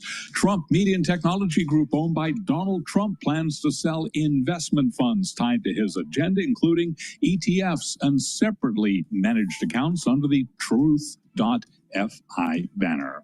Shares of DJT trading lower now by 1%. So bottom line here, down day for Wall Street. President Trump threatening a sweeping 50% tariff on the EU and a 25% levy on Apple. Apple shares, again, down by 2.7%. We've got you covered on trade and tariffs right here on Balance of Power. Right now, the S&P down 0.9%. For on-demand news, 24 hours a day, subscribe to Bloomberg News Now, wherever you get your podcasts. Once again, back we go to Washington. And here is the host of our program, Joe Matthew. All right, Charlie Pellet. Many thanks, Charlie. Will be back with us shortly to check on the Friday trade. With shares of Apple now down almost 3%, we're back below $200 with this threat of a tariff directly on the company here. 25% if Apple doesn't move the iPhone manufacturing to the U.S. Michael Shepard, Bloomberg Senior Editor for Technology and Strategic Industries, with us now to specifically zero in on this issue for a couple of moments. This isn't the Friday I'm sure you were planning for, Mike. What do you make of the timing? Tim Cook, you've reported, was actually at the White House this week. That's right. Earlier this week, he had met with the president at the White House. We don't have any details on that conversation, but we did get a sense of the direction of travel, Joe, last week during Donald Trump's visit to the Middle East. You'll recall that I think on Thursday it was, he told reporters that he had had a conversation with Tim Cook and he wasn't very happy with the Apple CEO. He had been asking Apple and Tim Cook, with whom he had a good relationship, a cordial relationship during his first term in office, but he had asked Apple to move production that it had been planning to shift already to India to avoid tariff costs that Apple was expecting, move that to the U.S. And for Apple, this is a big undertaking. Yeah, I talked to Mark Gurman a couple of days ago, our great reporter at Bloomberg News, who scoops everybody all the time on this. He said, pipe dream, not going to happen. Made here in the U.S. Why is it just the phone, Mike? What happens to my iPad, my AirPods, my Apple TV box, and all the rest of the stuff they make? Well, if you think about Donald Trump and the way he views the world and trade and U.S. excellence in manufacturing, he does zero in on certain iconic products. That's it. You know, if you think about cars, if you think about trucks, you know, his impromptu showroom a few months ago on the White House lawn of all those Teslas, but he does gravitate toward those iconic objects and products that he can point to and be able to use to say, hey, look, we are now moving iPhone production here to the U.S. from overseas. But he knows this isn't realistic, right? When Howard Lutnick was talking about an army of millions turning screws into iPhones, we don't do that here. We don't do that here. And Tim Cook has been abundantly clear about that in repeated comments over the years. During his visits to China, he said he has been wowed by the high skill level of manufacturing, high tech manufacturing there, the engineering quality level, and in India as well. Here, the workforce is just structured differently, and we don't have, that kind of talent needed to be able to produce iPhones en masse at a cost that would not be exorbitant. It's understandable that Mark would be wary of trying to put a new price tag on it because it is simply, there's so many inputs. It would be so hard to quantify, Joe, because when you think about the assembly plants in China and in India, they are not just like a little factory that you would think of. They're almost whole towns. They have schools, they have gymnasiums, and then, of course, the production facilities themselves. And there are thousands and thousands of people, and it is a fully integrated effort. And it takes years to set up those supply lines, not only just for the assembly plants, but with all those other companies in the ecosystem providing those pieces. Oh, absolutely. We've got a minute left. Donald Trump seemed to blink when he bumped into the bond market a couple of weeks ago. Apple has got to be the most widely held stock in ETFs and mutual funds. People own Apple without even knowing it in their 401k. If this continues to drop here, at what point does Donald Trump pay attention? Well, that's a great question, Joe, because we've seen the stock market actually really on a roller coaster ride since he took office. And the bond market, though, was what he listened to in April when he decided to temporarily pull back those tariffs. The question is, will he do it again, right? He watches the markets like we do, even though he hasn't been talking about it that much lately. Shares of Apple down, as I mentioned, almost 3%. Mike Shepard bringing us the context and the perspective we need here. Many thanks, Mike, with this latest threat here. It's not just the EU. Tim Cook's got a phone call today as well. We're going to turn back to the reconciliation debate coming up next. Patrick McHenry on Bloomberg.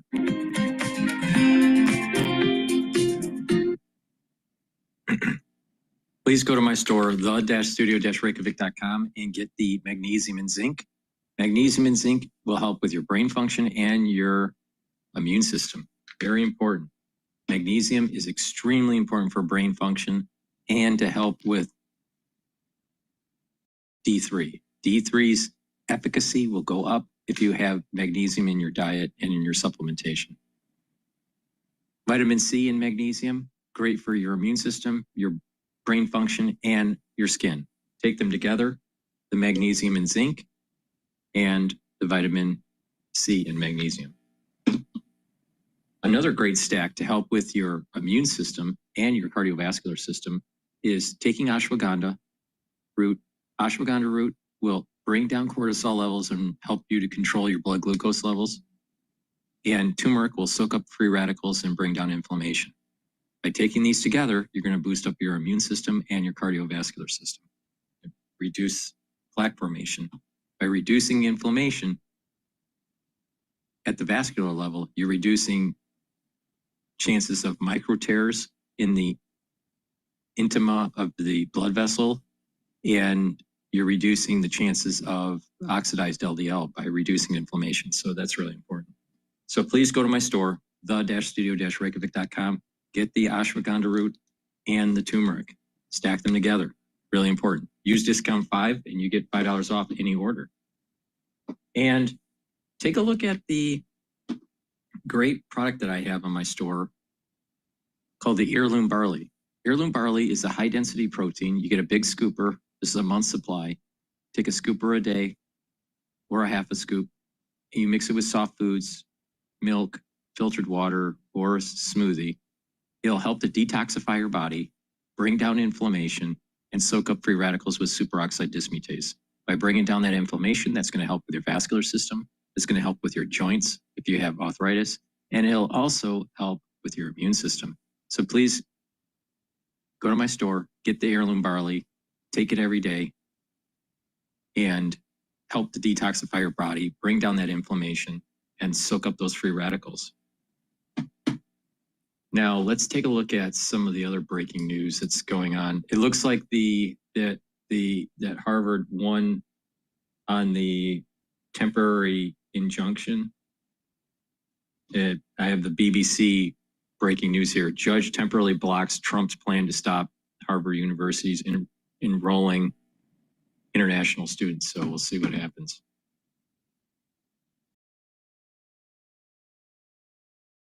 All right.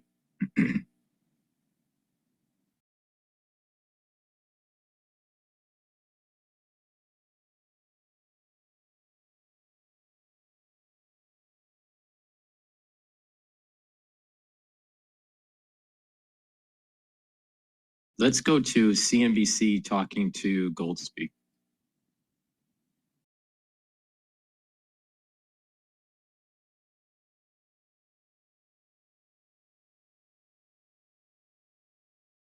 It's a long commercial here.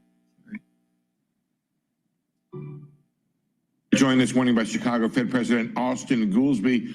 Austin, good morning. Such is the world we live in that what I thought was the news I was going to ask you about has changed in the last hour to be different news I'm going to ask you about. And I want to start directly with 2 tariff announcements from the president, one that appears to be directed at Apple, another 50% tariffs on the EU. And I'm just wondering how you as a policymaker react to this kind of changing environment when it comes to big economic declarations from the White House.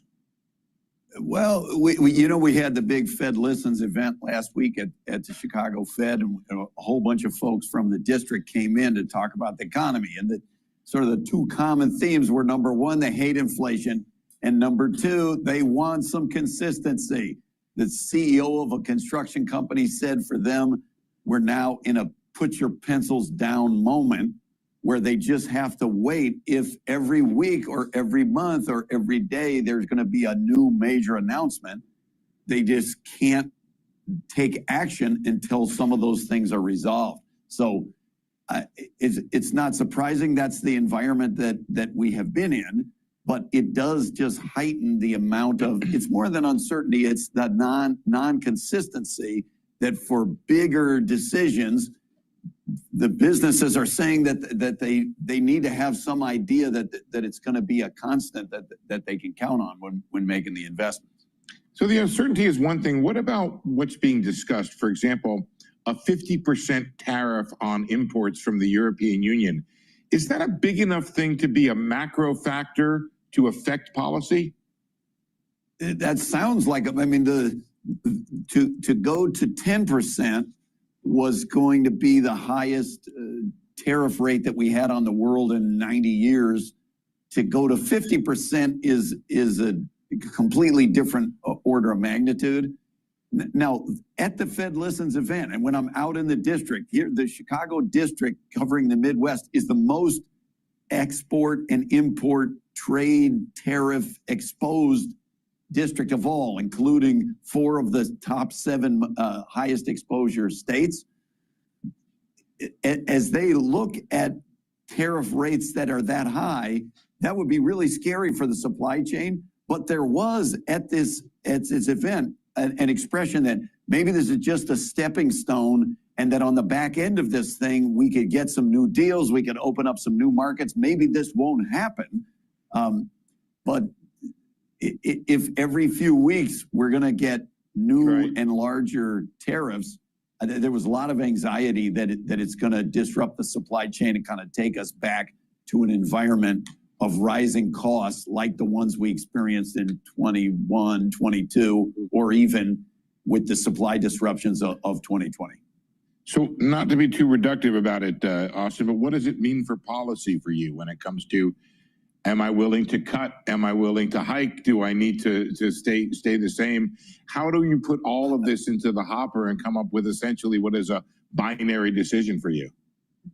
If they did it's sort of two parts. In the short run, we got to just wait for the dust to come out of the air. If you throw a lot of dust in the air, everything's always on the table, but I feel like the bar for me is a little higher for action in any direction while we're waiting to get some clarity.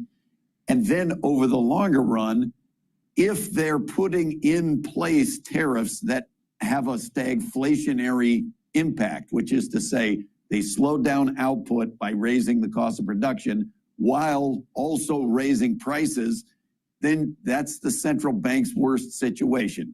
That is a stagflationary where both sides of the legal mandate get worse at the same time. So I think we'll have to see how big the impacts on prices are. I know people hate inflation, and they've expressed that many times. Yeah, Austin, a put your pencil down moment, the latest put your pencil down moment. I would think that the pencils might have already been down from what has happened since April 2nd, whenever it was. And my question was, I don't know whether we've seen the negative effects front and center from what you would have expected at that point. And I'm wondering. I think that's an interesting observation, and it kind of goes to I've said on this program before. Remember, imported goods are only 11% of GDP in the United States. So there is a sense in which if we don't go wild, if it doesn't jump out of its 11% lane, it could be like 2018 where we had tariffs. They impacted the directly affected industries, but they didn't have a big macro effect. I just wonder, is it still coming, or could this cause it? Where is it? Is it still coming? Are we vulnerable to more shock that would definitely put us there, or is it it's going to keep the economy just keep on going? Yeah, well, I hope it just keeps on going, and that we come back in a few months and say, hey, it was only stayed in its 11% lane. It didn't have that big of an impact. My only fear here, I shouldn't say my only fear. A fear here is, remember, the data come out with a lag. The price data come out with a 1 month lag. The GDP data come out with a 1 quarter lag. And so something might have already happened. And it's like watching last night's game on replay the next day. If you already know the outcome, you're not feeling that great about it as it's going along. So if we get multiple months like the last month where inflation is not accelerating, then I would definitely feel a lot better about it. Hey, Austin, all of this news happening this morning, so we've completely changed the focus of what we would have been asking you about. Yields are down slightly this morning, but those higher yields that we've been watching all week, I just wonder how big of a concern that is for you, how big of a concern it is for the business leaders that you talk to along these lines. If rates are going higher, regardless of what the Fed decides to do or not do, what you think about losing control of the long end of the curve, and what you think about what that means for the economy. Look on dollar.com to get our lowest rates. Why are you in my house?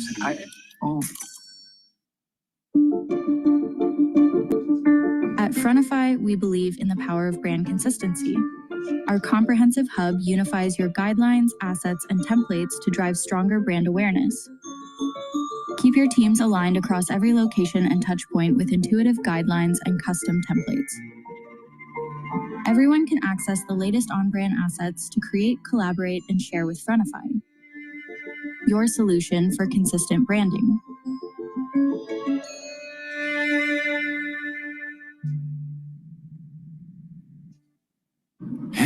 Yeah, each of those is critically important. Now, the market determines the long rate conditions. As you say, the Fed, we're setting the Fed funds rate. We're looking at the short end. The long end are the conditions in the economy, and those can be causes or those can be symptoms. To the extent that the conditions are getting tighter on the long end, that does affect investment decisions, consumer durable purchases pretty directly. So I would think, want to factor that in is there going to be slowdown? At the same time, if we're going to get a big fiscal stimulus that's pushing back the other way in the short run, we have to weigh off considerations like that too. That's what I meant, Austin, when I started off about what news I was going to ask you about, because I was going to ask you about the fiscal side. What is your take, though? And I think this is it's in a couple dimensions here. The first is you just responded to, which is the fiscal impulse, the stimulus that might be coming from this bill. The other, though, looks to be a financial stability question about the ability of the U.S. to finance this. How do you approach both of those questions? Yeah, look, those are both important. Once you become a sworn member of the Fed, you're out of the fiscal policy business. So I'm not expressing Congress and the president can pass whatever tax policies, spending policies, fiscal side that they want. Our job is to look at anything that affects prices or employment. The law tells us that's our dual mandate. On financial stability, I do think that there's so far been a bit overblown in the discussions of whether the market accepts it. These are historically pretty normal interest rates. You would think that if there was truly a crisis of confidence in the U.S. as fiscal agent, that the rates would be well higher than where they are now. The fact that they're moving in a direction, it's best to take a long view. They're going up, but we've seen a lot of movement both up and down over the last year and a half. So I don't think we should overreact to that. The fiscal impulse, what does it mean for GDP growth? That's going to be determined by, well, how big is it and what's going to be in the bill? And so we're not political prognosticators either at the Fed. So I don't know exactly what's going to Andy, let me just follow up on that real quick. So, Austin, we have this same question, and you've been given the same answer for like 6 months now. Was it the right answer? It probably was the right answer. Well, it's far enough in the future that you have a lot of fudge factor in there. In that, there were two cuts that were put together by the committee, the average of the committee, the median of the committee, when it comes to rate cuts this year.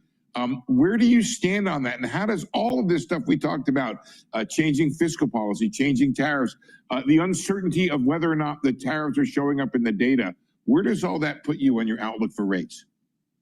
I say, now, I don't like even mildly tying our hands at the next meeting, much less over 6, 8, 10 meetings from now. That said, as we went into April 2nd, I believed that we're at pretty stable full employment, that inflation was on path back to 2%. And if we could do those, I thought that over the next 12 to 18 months, rates could come down toward a fair amount, toward where the, let's call it the dot plot was saying rates would settle, which was a fair bit below where rates are right now. I probably got to modify, so now it's 10 to 16 months from now, but I still feel like if we can clear the dust out of there, that the underneath, the economy still has that strength that it had going into April 2nd. And if Joe's scenario played out, that it wasn't, that the tariffs and the uncertainty were not a threat to increase inflation, I'm still underneath hopeful that we can get back to that environment. And 10 to 16 months from now, rates could be a fair bit below where they are today. I'm glad you modified that, Austin, because I'm going to have to modify it for you if you didn't go down from 12 to 18. Right. Hey, Austin, I know you talked about sort of political prognosticating, but let me ask you, this is a political question, but it relates directly to what you do and who you are, which is the Supreme Court yesterday appeared to insulate you and your brethren, if you will, from being able to be fired by this administration and in any administration. The Supreme Court effectively saying that board members would have a greater protection against being fired by the president than members of agency leaders, in which case Trump has done that to other agencies. What was your reaction? Was there any conversation inside the Fed about that yesterday?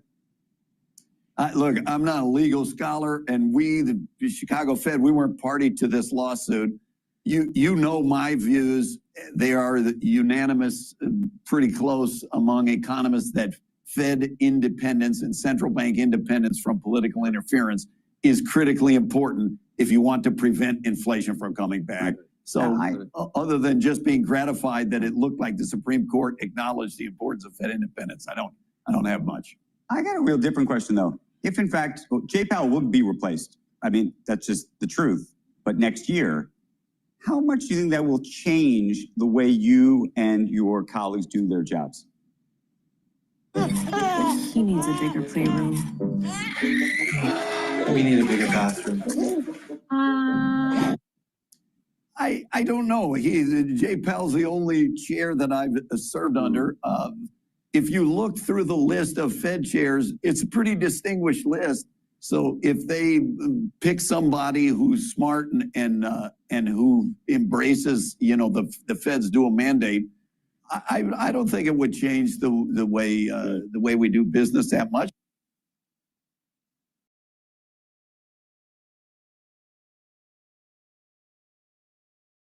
You have, I'm not sure, it's like, I don't know, is that a relief you can't be fired, or is it? But then I was thinking, yeah, I don't know. Condolences, Joe. Exactly. I thought you were gonna celebrate in the vanquishing of your enemies. They're ending the penny, and we're not gonna have the penny anymore. I don't like those pennies. It costs more to make. I do pick them up if they're heads. No, what I was then gonna say is, you've been very good for the Fed, I think, but even more so, the Fed has been really good for you, in terms of. We used to make bets. It's like we used to say these terrible fiscal policies. You'll never get to 3%. I can't win my tacos back now because you can't make a bet on what fiscal policies are good. I'm not allowed to bet, and I'm not allowed to take free gifts. But you still owe me. You know in your heart you still owe me dinner. But you no longer are pushing those horrible lefty policies. I mean, you're a changed man now. I'm out. I joined the Night's Watch, and I'm out of the fiscal policy business. Wow, the Knights from Game of Thrones. Game of Thrones. That's right.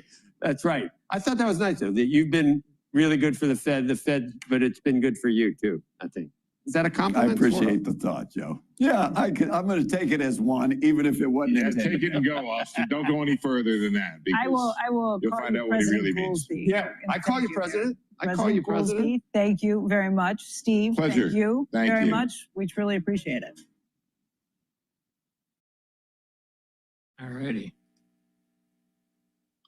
We're going to go to France 24 and listen to their take on what's going on with Harvard. But please go to my store, the-studio-reykjavik.com, and get the Myotrol. Myotrol will help to create the gene expression that you need to build muscle and to maintain muscle. This is very important to take once you turn age 40 or you're older, right? But you can benefit from Myotrol if you are an athlete, younger or older, by taking it every day, doing your workout, and building that strength. Myotrol also stacks really well with gladiator barley to build muscle. So it's really important. Stop that atrophy. Start building up muscle. See, part of the problem in aging is that there's an atrophy of your musculature. So you have to do resistance training, but because you're older, it's harder to gain that strength and that muscle again. So you can do that by taking certain types of supplements that will help with the gene expression. This has polyphenols, flavonoids, and lignans. And you'll recover quicker also, you'll notice. So from your workout, recovering from your workout. So do the resistance training and take the Myotrol, stack it with gladiator barley to get the max benefits. And again, you can take this if you're older, 40 years of age or older, or if you're an athlete that's older or younger, you will benefit from it. Clarity factor. Very important to take. Get rid of that brain fog. It's going to help get those neurons firing, so you'll have better memory. You're going to be able to think faster, and you're going to have better neuroplasticity. When you're having these neurons firing and they're healthy, then what's going to happen is that those neurons are going to connect more. When you're connecting those neurons more, you have positive neuroplasticity. You're going to think faster. You're going to have better memory. And it's a great way as part of your anti-aging protocol, but you'll be able to concentrate at work, in school, or even if you're retired, to be able to concentrate on tasks at hand. So please take the Clarity Factor every day. Resveratrol soaks up free radicals, helps with the mitochondrial health. With good mitochondrial health, you'll have more ATP for your cells. This helps with youthful gene expression and helps to get rid of senesced cells. Take resveratrol every day. I've been taking resveratrol for decades. It works better when you stack it with something like NAD+, ubiquinol, C60, and Clarity Factor. All right? Stack it with Clarity Factor to help those neurons. So please go to my store, the-studio-reykjavik.com. And neural health is really important. Proper sleep is really important. When you have proper sleep, you consolidate memory, you're detoxifying your central nervous system, and you're going to be well rested, you're going to have more energy. Good night formula, by taking this every day, is going to allow you to get into 3 cycles of REM sleep and deep sleep to allow you to detoxify that central nervous system, consolidate memory, and to be well rested. It has tryptophan, melatonin, GABA, and passion flower. Take it every day and help that neural health, really important. So a great stack to help with your musculature, with Myotrol, to help with your sleep and detoxification of your central nervous system and consolidating memory is the Good Night Formula, helping with concentration and neuroplasticity, Clarity Factor, and then to soak up free radicals and help with youthful gene expression and help with the mitochondrial health, resveratrol. So this is a very powerful stack. Again, that stack is Good Night Formula, Myotrol, Clarity Factor, and resveratrol. So please go to my store, the-studio-reykjavik.com, use discount 5, and you get $5 off any order. So let's go to France 24.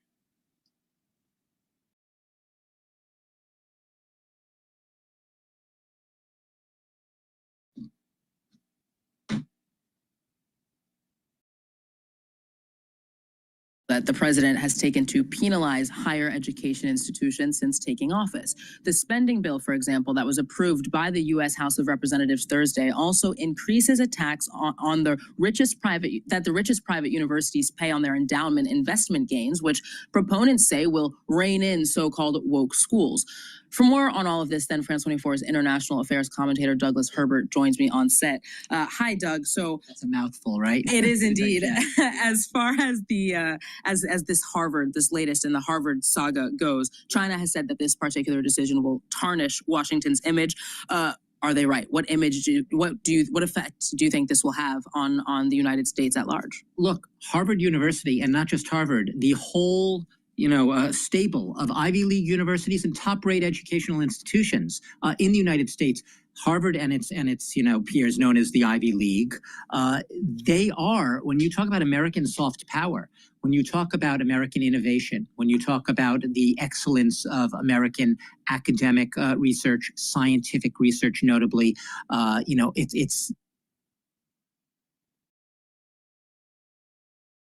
not a coincidence. Harvard has produced over its history, which dates back, by the way, to 1636, bears reminding, 162 Nobel laureates. 162. I think that's unrivaled by any other institution, not just in America, but in the world, any single institution. So what does this mean? It's not an overnight. All of a sudden, you're going to wake up and blink and, oh, Harvard's gone. Harvard Yard is no longer there. It will survive, but in what form is it going to survive? Because foreign students are at Harvard. I'll give an example. I was a graduate student there back in the 90s, and I did Russian studies. My program was a small program. I had lecturers who were dedicated to a small lecturing group of about 8 to 10 students. Over half in most of my lectures were foreign students. So when I was studying Russia, I had a Japanese student peer in the course with me. I had a Polish colleague. It was part of the exchange. It made Harvard what it was. It's the reason you argue that you would choose to go to Harvard to study something like, say, Russian studies, as I did, over perhaps another school. I know it sounds cliche to talk about the richness of foreign students, what they bring to a university, but we have to understand that where Trump looks at this and sees it as Harvard opening itself up to, just looking at its bottom line, because foreign students, as you said, they pay the full tuition. They don't benefit from federal, grants and student aid and student subsidies. So it's just purely about money, money, money. No, they bring a richness in the academic fabric. They bring that exchange. They bring the diversity of perspectives that there's literally no other way of bringing to the classrooms, to the courses, to the faculties, to the professors also who are attracted there. So when you take away that component, when you sort of threaten to ban Harvard certification, student visa certification, and kick it out of that whole system, what you're essentially saying is Harvard's no longer Harvard, right? France 24, right? We broadcast in what? 4 languages, French, English, Arabic, and Spanish. It's essentially as if Emmanuel Macron turns around and said, France 24, you can't broadcast in English, Arabic, or Spanish anymore. You could keep the French part. That's it. It's not who you are. It's not the reason, the raison d'etre of the station. And Harvard could make a similar argument. Yeah, it's not a broadcaster, it's not a newsroom, but it can make the argument that it is about its foreign students. I think we've reported the figure right. This year's class of a Harvard class, a university class, 6,800. That's 27%. Foreign students, 20, and there's some graduate schools, including the Kennedy School of Government, which are predominantly, a majority are foreign students. We're not talking about a trickle of students who are targeted by this. We are talking about the very essence of what makes Harvard, Harvard, and by extension, the very essence of what makes a lot of top universities in America who are able to attract the best and brightest in the world what they are. You are basically not just chopping down a pillar of America's soft power, undermining America's ability to project itself in that way in the world as it has for decades, some would say for a couple of centuries now. You are basically emasculating the entire identity of the institution itself. And some of its hard power, so to speak, because we know that these graduates go on to become essential components to some of the biggest companies, the most important and profitable companies and research institutions, even all over the world. In the U.S., Doug. Okay, well, Harvard, of course, I imagine will presumably continue to fight back. You don't have to presume, Erin, and the reason you don't have to presume is because they are fighting back. They already are in court.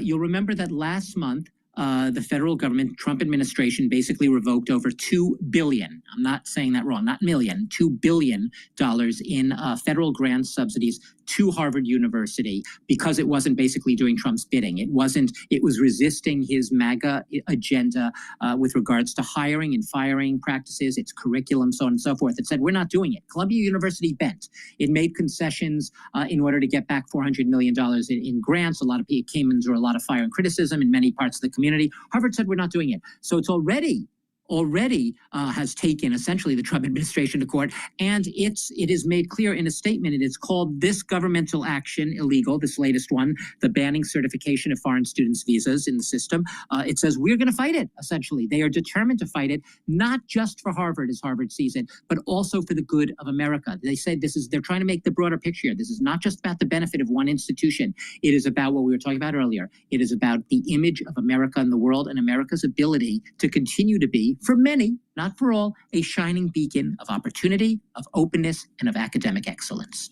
Doug, we'll see where this takes them in terms of the legal battle to come, as you said there. Thank you very much.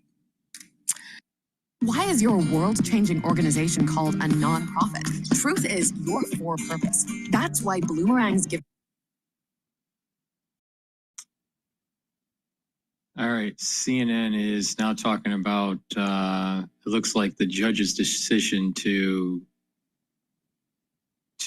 block what Trump's doing. with Harvard. I want to go to Fox Business. They're talking about the Japanese economy, and then we'll go to CNN. But before we do, please go to my store, the-studio-reykjavik.com, and get the natto kinase. Natto kinase will help to break up clots. It's fibrinolytic, and natto kinase will help to bring down those LDL levels and increase your HDL levels. That's really important because less LDL means less LDL that's oxidized, and less oxidized LDL means less plaque formation. So to help with your cardiovascular health, take natto kinase.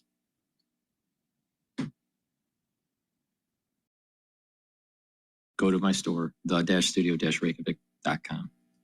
Breaking news we brought to you just a few moments ago. President Trump just posting on Truth Social a little while ago. Here's what he said. I have long ago informed Tim Cook of Apple. I expect their iPhones will be sold in the United States of America, will be manufactured, built in the United States, not India or any place else. If that is not the case, a tariff of at least 25% must be paid by Apple to the U.S. Thank you for your attention to this matter. So this really hit the stock in the pre-market. Take a look at Apple right now. It is down almost 3%, so it's come back, but at one point it was down almost 4% on this news. I want to bring in Gatestone Institute Senior Fellow and author of Plan Red, China's Project to Destroy America, Gordon Chang, on set with us this morning. Gordon, your reaction to this? This is a pretty heavy push by Trump. Well, it certainly is. Ultimately, yes, we'd like iPhones and iPads and all the rest of it to be made in the U.S., but this is a win to have it made in India. When you had the May 1st announcement by Tim Cook that the majority of iPhones for the U.S. would be made in India and iPads and other devices would be made in Vietnam, that's a victory for us. And I think President Trump should take it. Now, Apple has the most difficult to move supply chain of any company. So they're not going to be able to automatically start making them in this country tomorrow. I think that Trump should give them a little bit of time. And as I said, this is really important to get it out of China. So let's take our wins while we have them. At least they're trying to get it out, John Lonsky. They're trying to get it out of China. Because you made the point in the commercial break. Look, if you threw iPhone production into the U.S. now, which physically isn't completely possible, right, iPhones would be $2,000, $3,000. That's correct. And American consumers and American voters would not be happy with that. So Trump has to be careful with his trade policy, not to push it so hard that consumer prices soar to levels that prove to be politically devastating to the Republican Party. Yeah, just to follow up with what John said, I mean, our lives are these phones. And I think more so than almost any other thing that government can mess with, if they mess with the phone, there could be repercussions at the ballot box, and especially going into 2026, where the Democrats are handing Trump a gift horse right now because they cannot get their act together. There is a chance that Donald Trump and the Republican Party go against normal history and actually win in the midterms. If you start messing with people's phones, I think you kill that gift horse. The interesting piece, though, I want to bring up, though, real quick, is that if you look at the post from Trump, he's saying, get your rental car just a 6-hour wait. Hi, listen to your common sensei and Apple has to pay for that tariff. So my thinking is he's saying you eat the cost. You don't pass it on to consumers, because he told Walmart, eat the cost of the tariffs. Walmart said, we can't completely do that. You know, business is business. Target, we also heard Gordon say, we're not completely sure what we're going to do. Real quick. Yeah. One thing, though, you know, manufacturing in the U.S. is not as expensive as most people think. And the reason is it's automation. It's AI. And that's going to take the labor cost out of it. And when you don't have transportation costs across the Pacific, it's going to be okay. So I'm not sure it's going to be triple the cost, but you know, we're at a point where the U.S. manufacturing, I think, is going to flourish, and we're going to see that fairly soon, but not as soon as Trump wants. John, real quick. Yeah, I think rather, you know, Trump keeps telling these companies you can't pass on higher costs. Boy, you know, this brings back memories of Joe Biden telling grocery chains not to pass on the higher costs that they were facing, the final prices for groceries.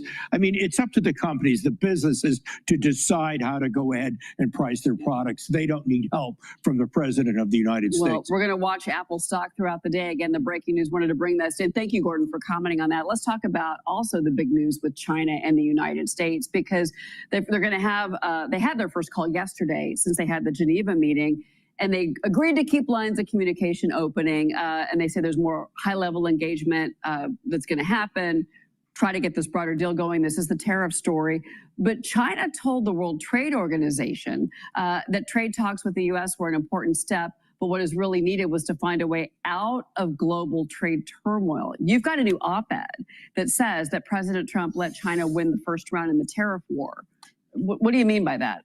Well, I think Trump wanted to avoid China on a collision course. So he offered them an off-ramp saying, look, this is a way for you to settle your relations, not just with the United States, but with the rest of the world. So I think it was Trump taking a generous sort of broader view of things. You know, everyone says, oh, you know, he caved in. Well, no, I don't think so. I think he actually meant that this was going to be a way for China to come to terms with the U.S. Well, it's going to be interesting to see how these discussions play out. As you've always told us, China does not play fair. I think we know that. But, you know, Marie and I have both talked about this. The fact that they won't even give their economic data out anymore. What does that really tell you about the shape of their economy right now when you've got protests happening at their factories across the country? That says to me uprising is coming. To be uprising is not only coming, it's also here. And it's not just the workers. It's also bank depositors right now. Chinese economy is contracting. We see this from the price data for February, March, and April. The country's in a deflationary spiral. That's an economy killer. And that is inconsistent with their reports of 5.4% growth in Q1. So China's at a weak hand right now. I feel vindicated for the last 25 years saying I didn't buy the Chinese data. Todd, go ahead. Okay, my question for you, you have been talking ever since I've known you about the coming collapse of China. You have a book. But my question is, obviously, Xi Jinping is not going to go down without a fight. So does he currently have the ability, based upon his iron-fisted control of this country for so long, to quelch a rebellion like that? Well, he does for now, but we have seen the Chinese people very volatile. So, for instance, that extraordinary series of protests starting in October 2022 just flared across the country. Uncontrollable. Now, the regime was able to put it back in the box after 2.5, 3 months. But this is a regime which I think is very worried because they can see that the Chinese people are really unhappy with what's going on. And I think Xi Jinping is not in command, or at least to the extent that most people think, because we're seeing a lot of dissension in the Chinese military where his loyalists are being sacked. If he doesn't control the military, his control over the party is then put in question, Todd. Well, his health has been the big question. And we've saw those reports from last summer to now. And again, we can't get answers or facts because it's China, but we all saw those reports last summer about him. Before you go really quick, they're pledging support for overseas students at Harvard, the Chinese are, because of course, President Trump revoked the university's ability to enroll international students. This because, remember, there was evidence showing repeated collaboration between the faculty and the Chinese Communist Party, not just at Harvard, we saw this out of Stanford, and then of course, Harvard hosting members of the Xinjiang Production and Construction Corps. They're under sanctions from the United States. This is appalling to me. Yeah, Harvard's actions are unjustifiable. And the one thing here we have is an underreaction by American presidents to China's infiltration of American institutions, especially Harvard. And Harvard's been about the worst offender here. So, you know, people at Harvard are probably going to think through this, and they need to get these Chinese institutions and break these links. Yeah, because again, how many Chinese students do you have that are paying top dollar? That means American students don't get those spots in these universities. Absolutely. And when it comes to STEM subjects, this is really important because we need American engineers. We need American mathematicians and technicians, and we're not training our own people. 1,000%, Gordon. It's great to see you. Thank you for being here. Please go to my store, the-studio-reykjavik.com, and get the vitamin D3. This is a cofactor for gene expression, very important. Vitamin D3 works better when you take magnesium in your diet or through supplementation. And vitamin D3 helps to soak up and absorb calcium. And D3 helps to get rid of cells that need to go into apoptosis, especially if they're infected. That's the reason why vitamin D3 was so important to take in 2020. Vitamin K2, MK7, it's a dual purpose product. It's going to help with bone density and cardiovascular health. And you stack it with vitamin D3 to help absorb that calcium, do resistance training, and deposit that bone matrix that you need to have healthier, denser bone over time. Also, it's very important to realize that vitamin D3 and K2 can help with your cardiovascular health. It will help to pull some of that calcium depositing that takes place around the plaque formation in your vascular system and reduce the chances of further calcium depositing. So please go to my store, the-studio-reykjavik.com, get the K2, the D3, stack it also with the nattokinase for cardiovascular health. And when you do resistance training, D3 and K2 will help with your bone density. Use discount 5 and you will get $5 off any order. All right, let's go to CNN talking about the injunction. Nearly 70% of IT projects fail. Prioritize and align your IT portfolio with Smartsheet. Only through Monday, save up to 35% during Raymore and Flanagan's Memorial Day Super Weekend Sale. Quarter of the student body at Harvard. The administration says it's because of Harvard's handling of anti-Semitism on campus and that enrolling international students is a privilege, not a right. Harvard calls it, quote, clear retaliation for refusing to bow to the White House demands. I want to turn to CNN senior legal analyst Ellie Honig, who is going to explain in English what exactly this means. First of all, what we just heard from the judge, and broadly, what the actual case you think both the administration and Harvard have here. Yeah, so Dana, this ruling just came out minutes ago. It is a big win for Harvard, temporary, but very significant. What this says is the court is blocking the Trump administration from blocking Harvard from bringing in international students. In other words, as of this moment, it's back to the status quo. Harvard may continue to bring in international students. Now, the way this case came about is the Trump administration sent a letter about a month ago in April to Harvard saying essentially, we want the following information on every one of your 7,000 international students. We want disciplinary records. We want records of any obstructive behavior by any of them, any dangerous behavior by any of them. Harvard tried to comply to the extent they could. Some of those terms are very general, but Harvard sent back documents to the Trump administration. The Trump administration said, nope, we're not satisfied, and therefore you can no longer accept these students. Now, the court today said, I'm putting that on hold. The judge said, I'm putting that on hold because to block these international students would cause irreparable harm, both to the students, some of whom are currently enrolled at Harvard. Suddenly their status was in question. Can they go back? Can they attend the summer semester? And to Harvard itself, which, as you said, about a quarter of its entire student body are these international students. So for the moment, Harvard is free to continue admitting these students, but the larger issue still has to play out in the courts. And Ellie, what legal basis does the Trump administration have for its actions here?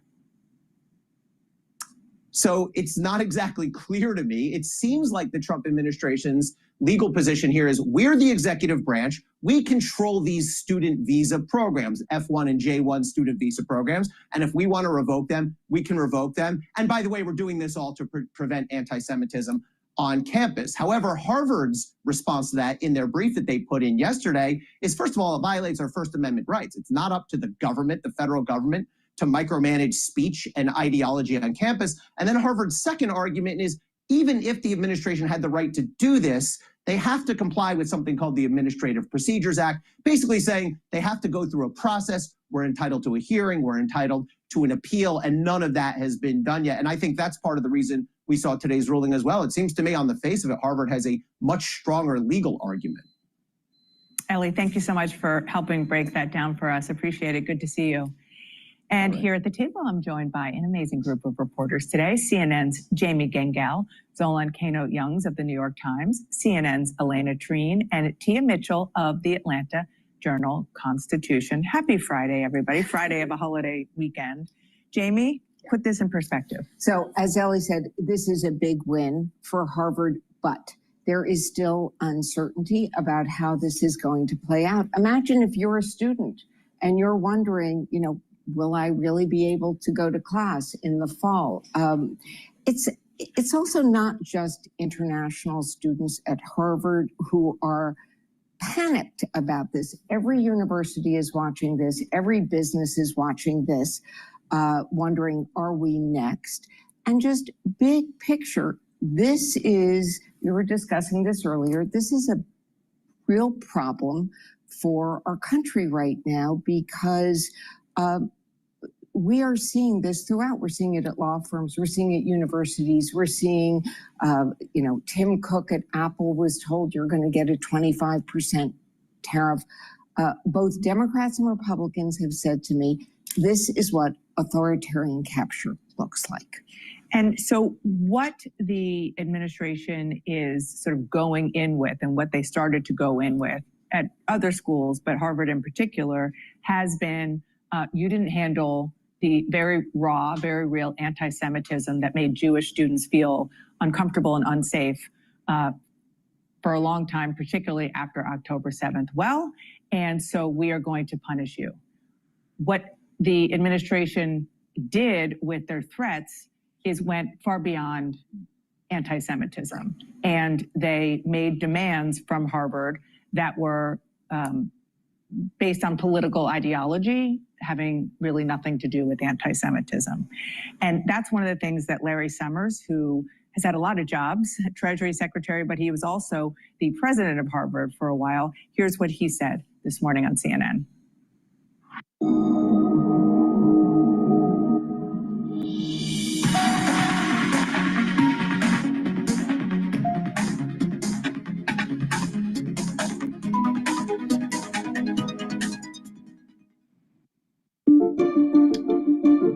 Brands evolve, and we provide the tools and environment to help you. This is extortion. It's a vendetta using all powers of the government because of a political argument with Harvard. I've often been critical of Harvard on aspects relating to identity politics, anti-Semitism, and much more. But that's not what this is about. This is about a vicious attack to pursue a personal agenda. Well, you're right. I mean, there's the conversation about how universities handled protests on campus over the past year, right? But what we've seen is now I believe there's 8 different investigations from the federal government into Harvard right now. We've seen the administration not just talk about their handling of anti-Semitism, but also talk about who universities are hiring, different levels of including diversity into the students that you're admitting and the people that you're hiring. There are those in the administration even before these campus protests. I remember this from Trump round 1. That felt that the Ivy Leagues in particular almost set the tone for a more sort of liberal society that we would see, and have tried to change the culture of those universities to have a university system that really does reflect MAGA in a way and reflects the ideology of the federal government. And you're seeing now the sort of a hodgepodge of responses to these universities under that vein. The reality of the situation is that these universities, especially the elite universities, are pushing ultra-liberal agendas. He didn't even mention that the anti-Semitism and anti-Israeli report that came out by Harvard in April states that there is too much bias within the faculty towards a liberal mindset, and that there needs to be more conservatism. And not only that, to have coursework that actually tells the real history of a region. They literally, you have professors that have a anti-Zionist, pro-Palestinian agenda that they're promoting. But it goes way beyond just the Palestinian-Israeli conflict. There's this wokeism that's taking place with reparations. There's this wokeism that's taking place between, and this is in the report. The university is teaching from these liberal professors this mindset of oppressor and the oppressed.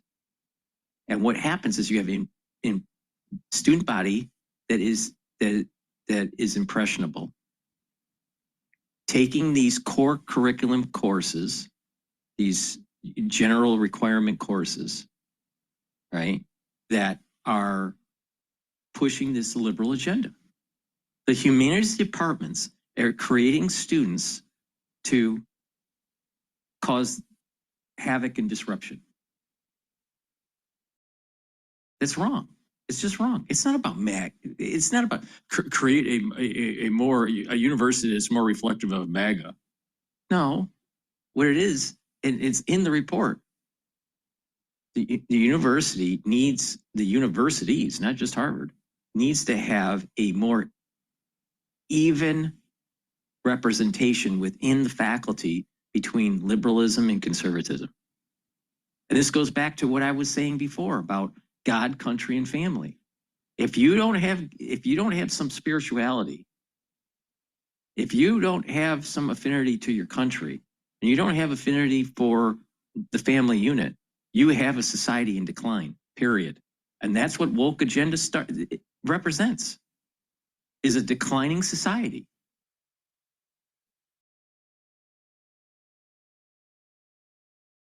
Also, you mentioned all the people, companies and what have you that are responding just to this response when it comes to international students. I would add one more, and that's other nations as well.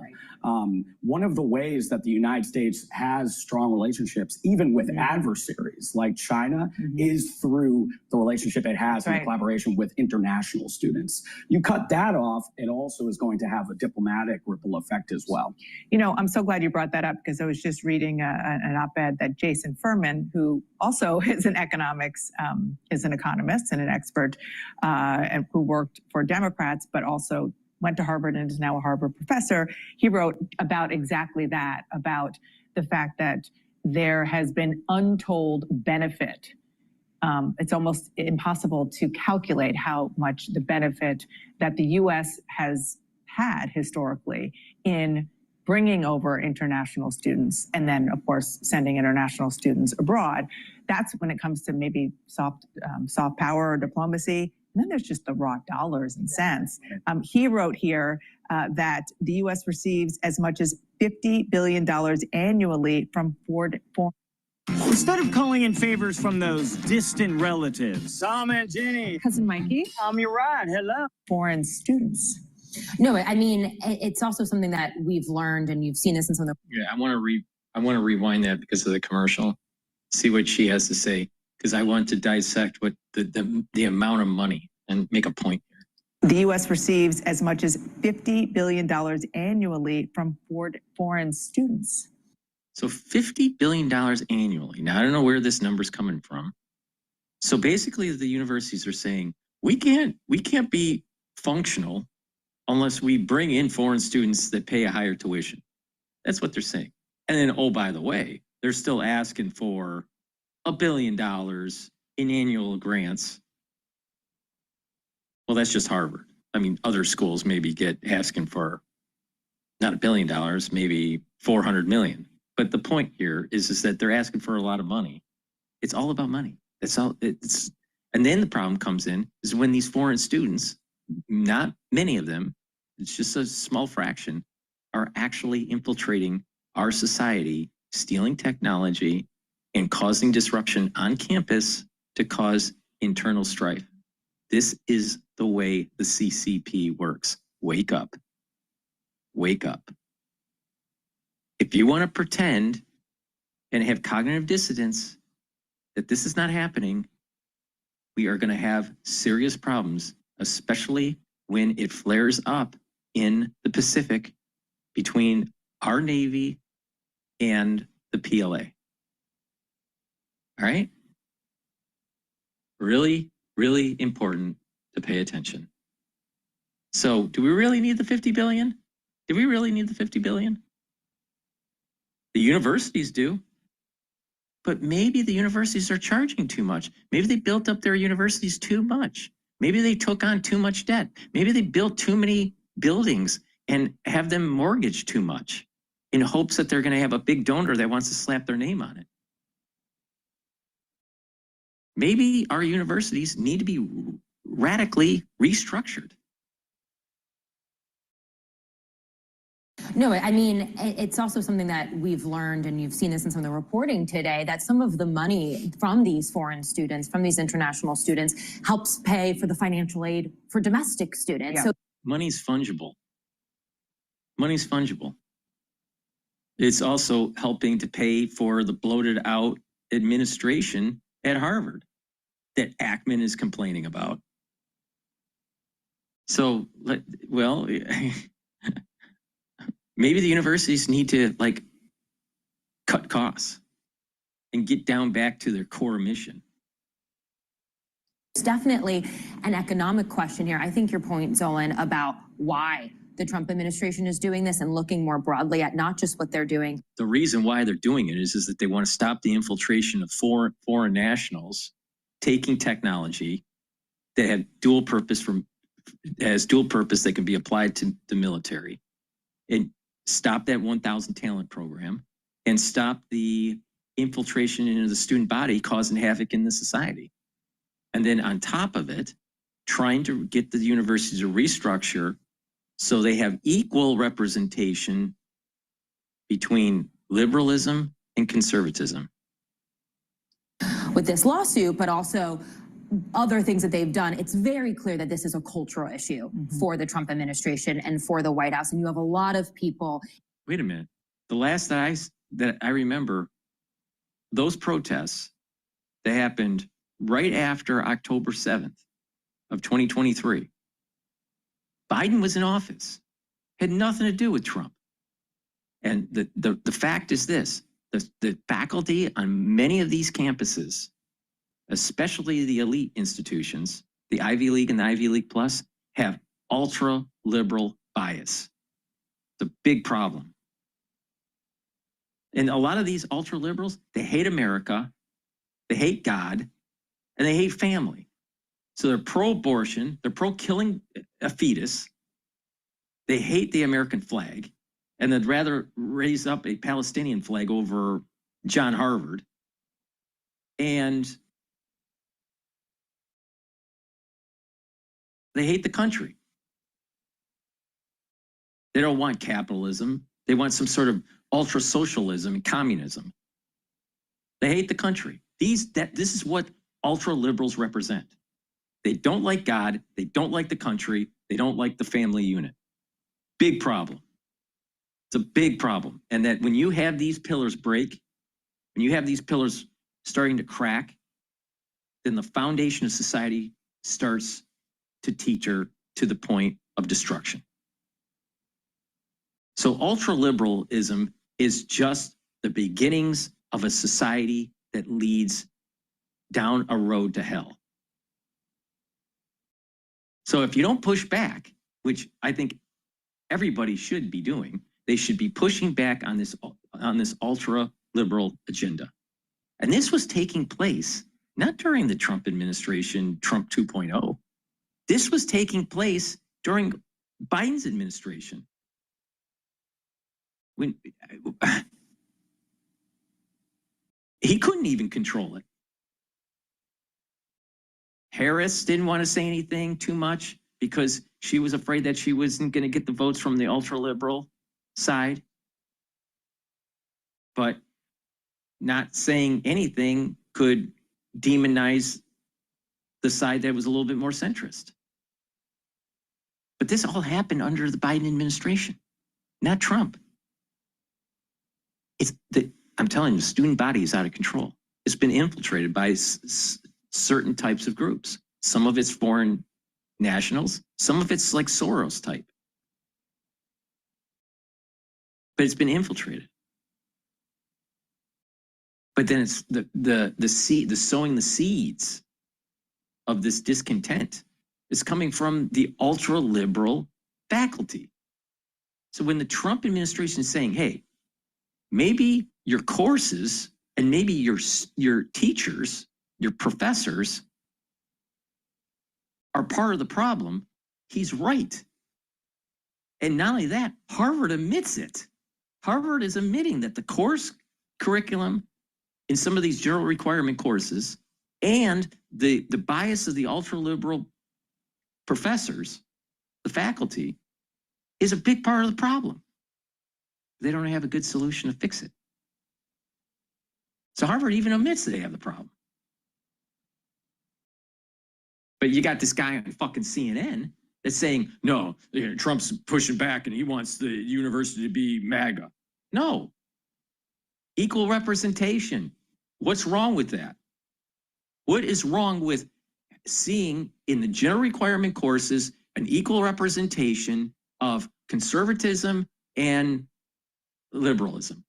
What's wrong with that? And the student makes the decision on which one they want to gravitate to. When 90% of your professors or more are ultra liberal, how the hell are you going to produce a conservative student?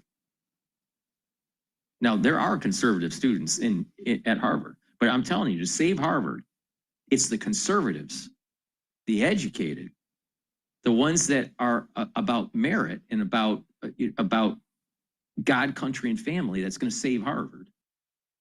And there's a silent, growing conservative movement within the alumni that is starting to push back. That's what's really happening. So to save Harvard, Harvard needs to start aligning itself with conservatism. It's not that the Trump administration is going to push Harvard into being MAGA. There's never been a time where Harvard was actually right on any issue at the very beginning. Never, never, ever, ever, ever. Not the founding of the nation. They were for the King of England. They weren't with George Washington. They weren't for the Civil War. They were for slavery. They weren't for civil rights. They didn't even want women to be educated. Harvard has never been on the right side of history at the very beginning. It's only when they're pushed when they've been on the right side of history. The White House who believe that Harvard and these other Ivy League institutions are not preaching or they're preaching and they're practicing things that they shouldn't be. It's similar to what we've seen with them try to do in public schools about trying to change what the curriculums are. They believe that they are too woke and that they need to take actions against them. And we saw. Well, wait, hold on. Hold on, honey, on CNN.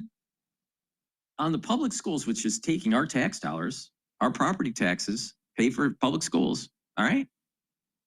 They're pushing gender dysphoria. That is an agenda that's taking place in elementary school. Elementary school. And your tax dollars are paying for that shit. Now, if you're coming from a conservative background and it's about God, country, and family, don't you think that is a little like, well, wait a minute here. Why am I paying for this shit? But you got the ultra liberals that are saying, no, you can't tell us what to teach. Well, why are you teaching gender dysphoria to a 5-year-old, a 6-year-old, a 7-year-old?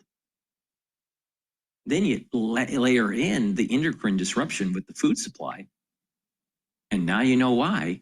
You look at someone that is in their 20s or 30s right now, especially in their 20s, that's a guy.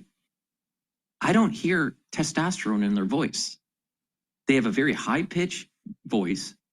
They don't have a lower pitched sound. And the reason is that they have this endocrine disruption that's taking place in their food supply. Their testosterone's lower. So you have they're being bombarded psychologically in the school for gender dysphoria. And then you're being bombarded chemically through the food supply. And voila, you have a huge population that has gender dysphoria. Big problem. But it's okay, according to liberals. Really, is it okay? Do you really think a society is more productive when everyone's a fucking retard and everyone has gender dysphoria? Really? You think that's going to be a productive society?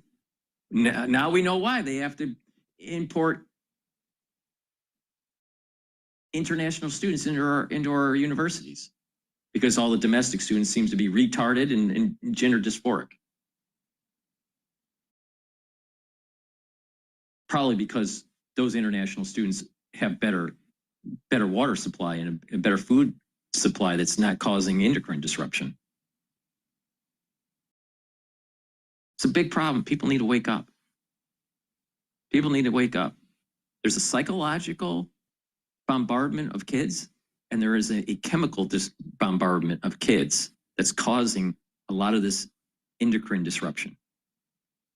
And it lines in with this whole story about, like, what should people be taught?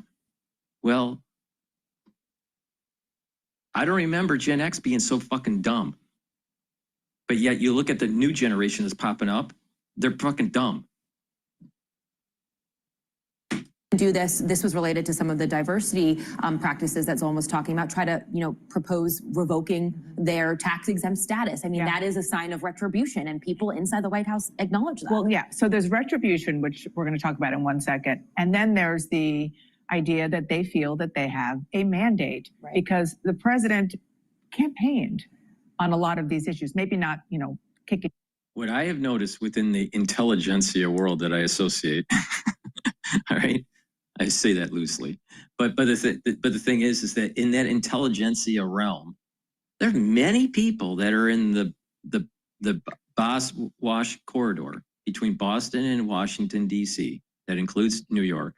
All right, that corridor of intelligentsia really thinks that Trump's dumb. They don't. They're totally underestimating his true smarts. He's not an intellectual. He's just not an intellectual. I bet he hasn't read a book in 30 years from cover to cover. But he's smart. He's smart. Trump is smart. He's just not an intellectual. So these intellectuals, that's part of the intelligentsia, they think that they're so much higher than him and so much more intelligent, and that he's just a freak show and it's all a circus. No. Most of these people that are making these statements, they're not as rich as Trump is. All right. So just getting where Trump is, it takes smarts. But not only that, he has a blessing. So it's better than smarts. He's blessed by God. All right. Now this sounds kind of strange, but there is no doubt that he is a blessed person. No doubt. There is zero doubt in my mind about this. He is a blessed person. That doesn't mean he's a good person. That doesn't even mean he's an intellectual person. But he has street smarts and he's been blessed. All right. Now, you really think that anyone within intelligentsia is going to be able to fight that? Street smarts with a blessing from God? I don't think so. I don't care what fucking university you went to.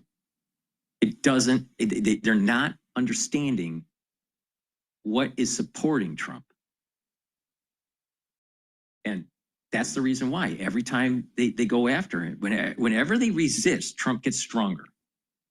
The way Trump's kryptonite is when you don't react. When you flatter him, that's his kryptonite. But when you go against the grain, if you're going against him, that he gets stronger. It's that simple. You don't have to be Oxford Don or anything like that. It's very simple. And this is where Garber fucked up. He fucked up big time. He should have had a closed door meeting with Trump saying there are problems within the university. Some of it he can control, some of it he can't, and he needs his help. And things would have been so much better. But instead, the intelligentsia thought they knew better. And now they're going against the blessing of God and street smarts from New York. All right? So street smarts from New York going against the intelligentsia of Cambridge. Now, who do you think is going to win on this? Really? Who do you think is going to win? It's not going to be Harvard. Foreign students at Harvard, but what he calls the woke agenda. I mean, that was a big part of what we heard over and over and over from him. And he won the election. So in his mind and in the mind of the people who work for him, they think that this is the way to go. Again, just back on the economics of this, according to Axios, U.S. startups valued at $1 billion or more, 44% are founded or co-founded by immigrants. I don't have the data, but I believe that most, oh, here you go, around 24 founded or co-founded by international students, specifically from Harvard.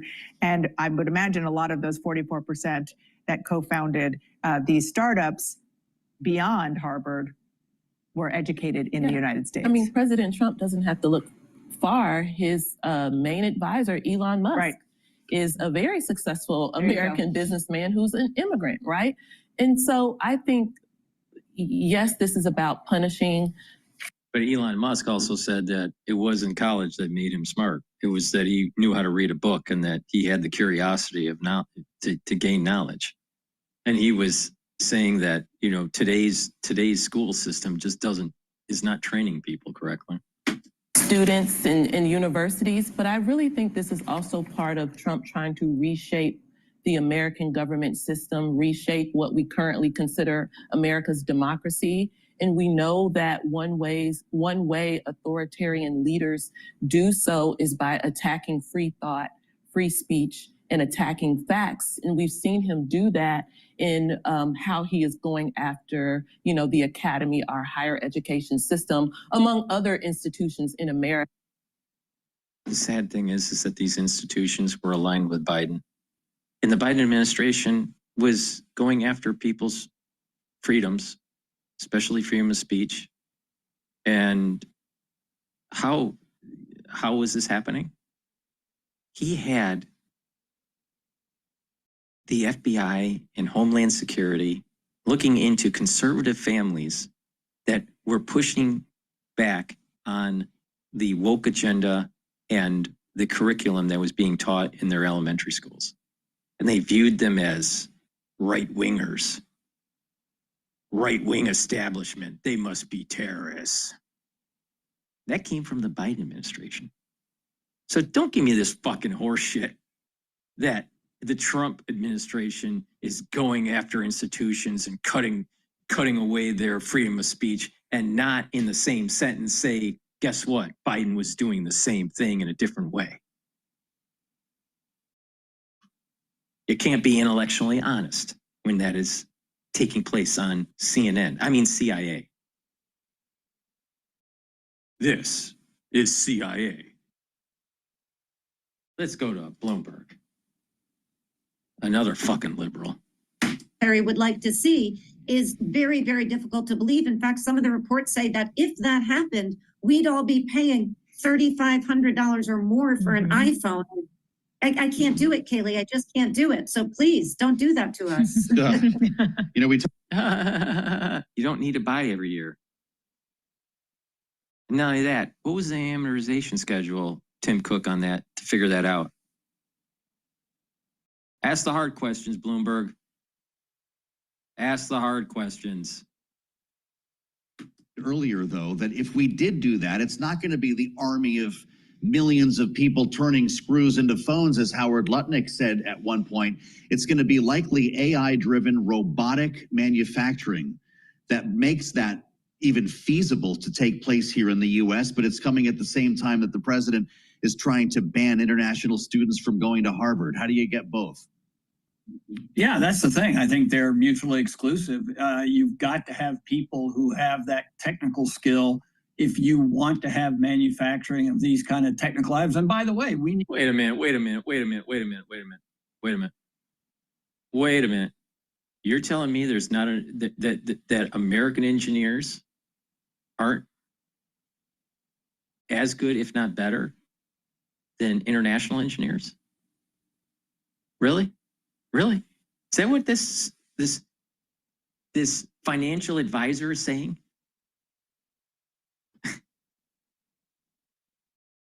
if you want to grow the economy, just think about it. Out of the 57,000 people that are applying to Harvard, not all of them are domestic students, but most are. Let's just say 80% of them are. All right? 80% of 57,000 students are applying for 1,950 seats at the Harvard College. About 400 of those go to international students.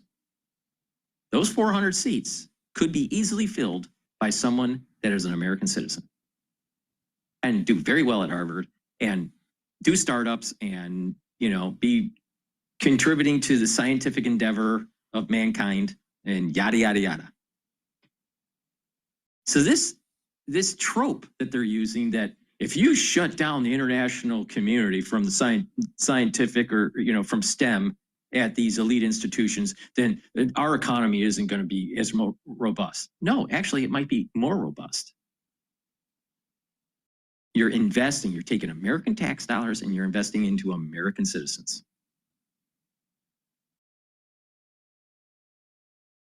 One big beautiful bill that passed the House without her or any other Democrats' vote. Straight ahead on Balance of Power on Bloomberg TV and radio.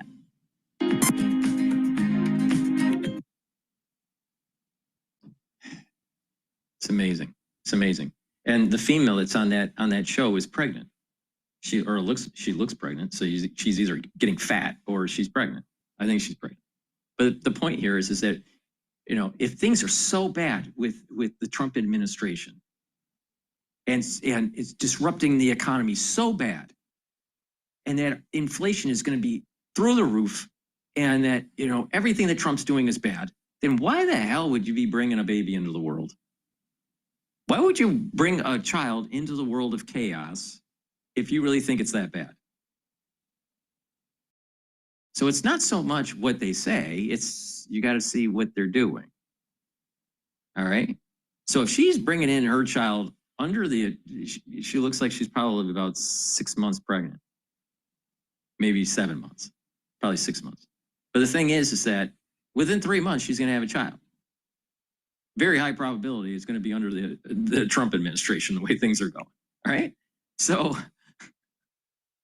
she must not feel that negative about what's going on in the country. But yet every single day she says and how bad Trump is. Really? Then why are you bringing a baby into this world?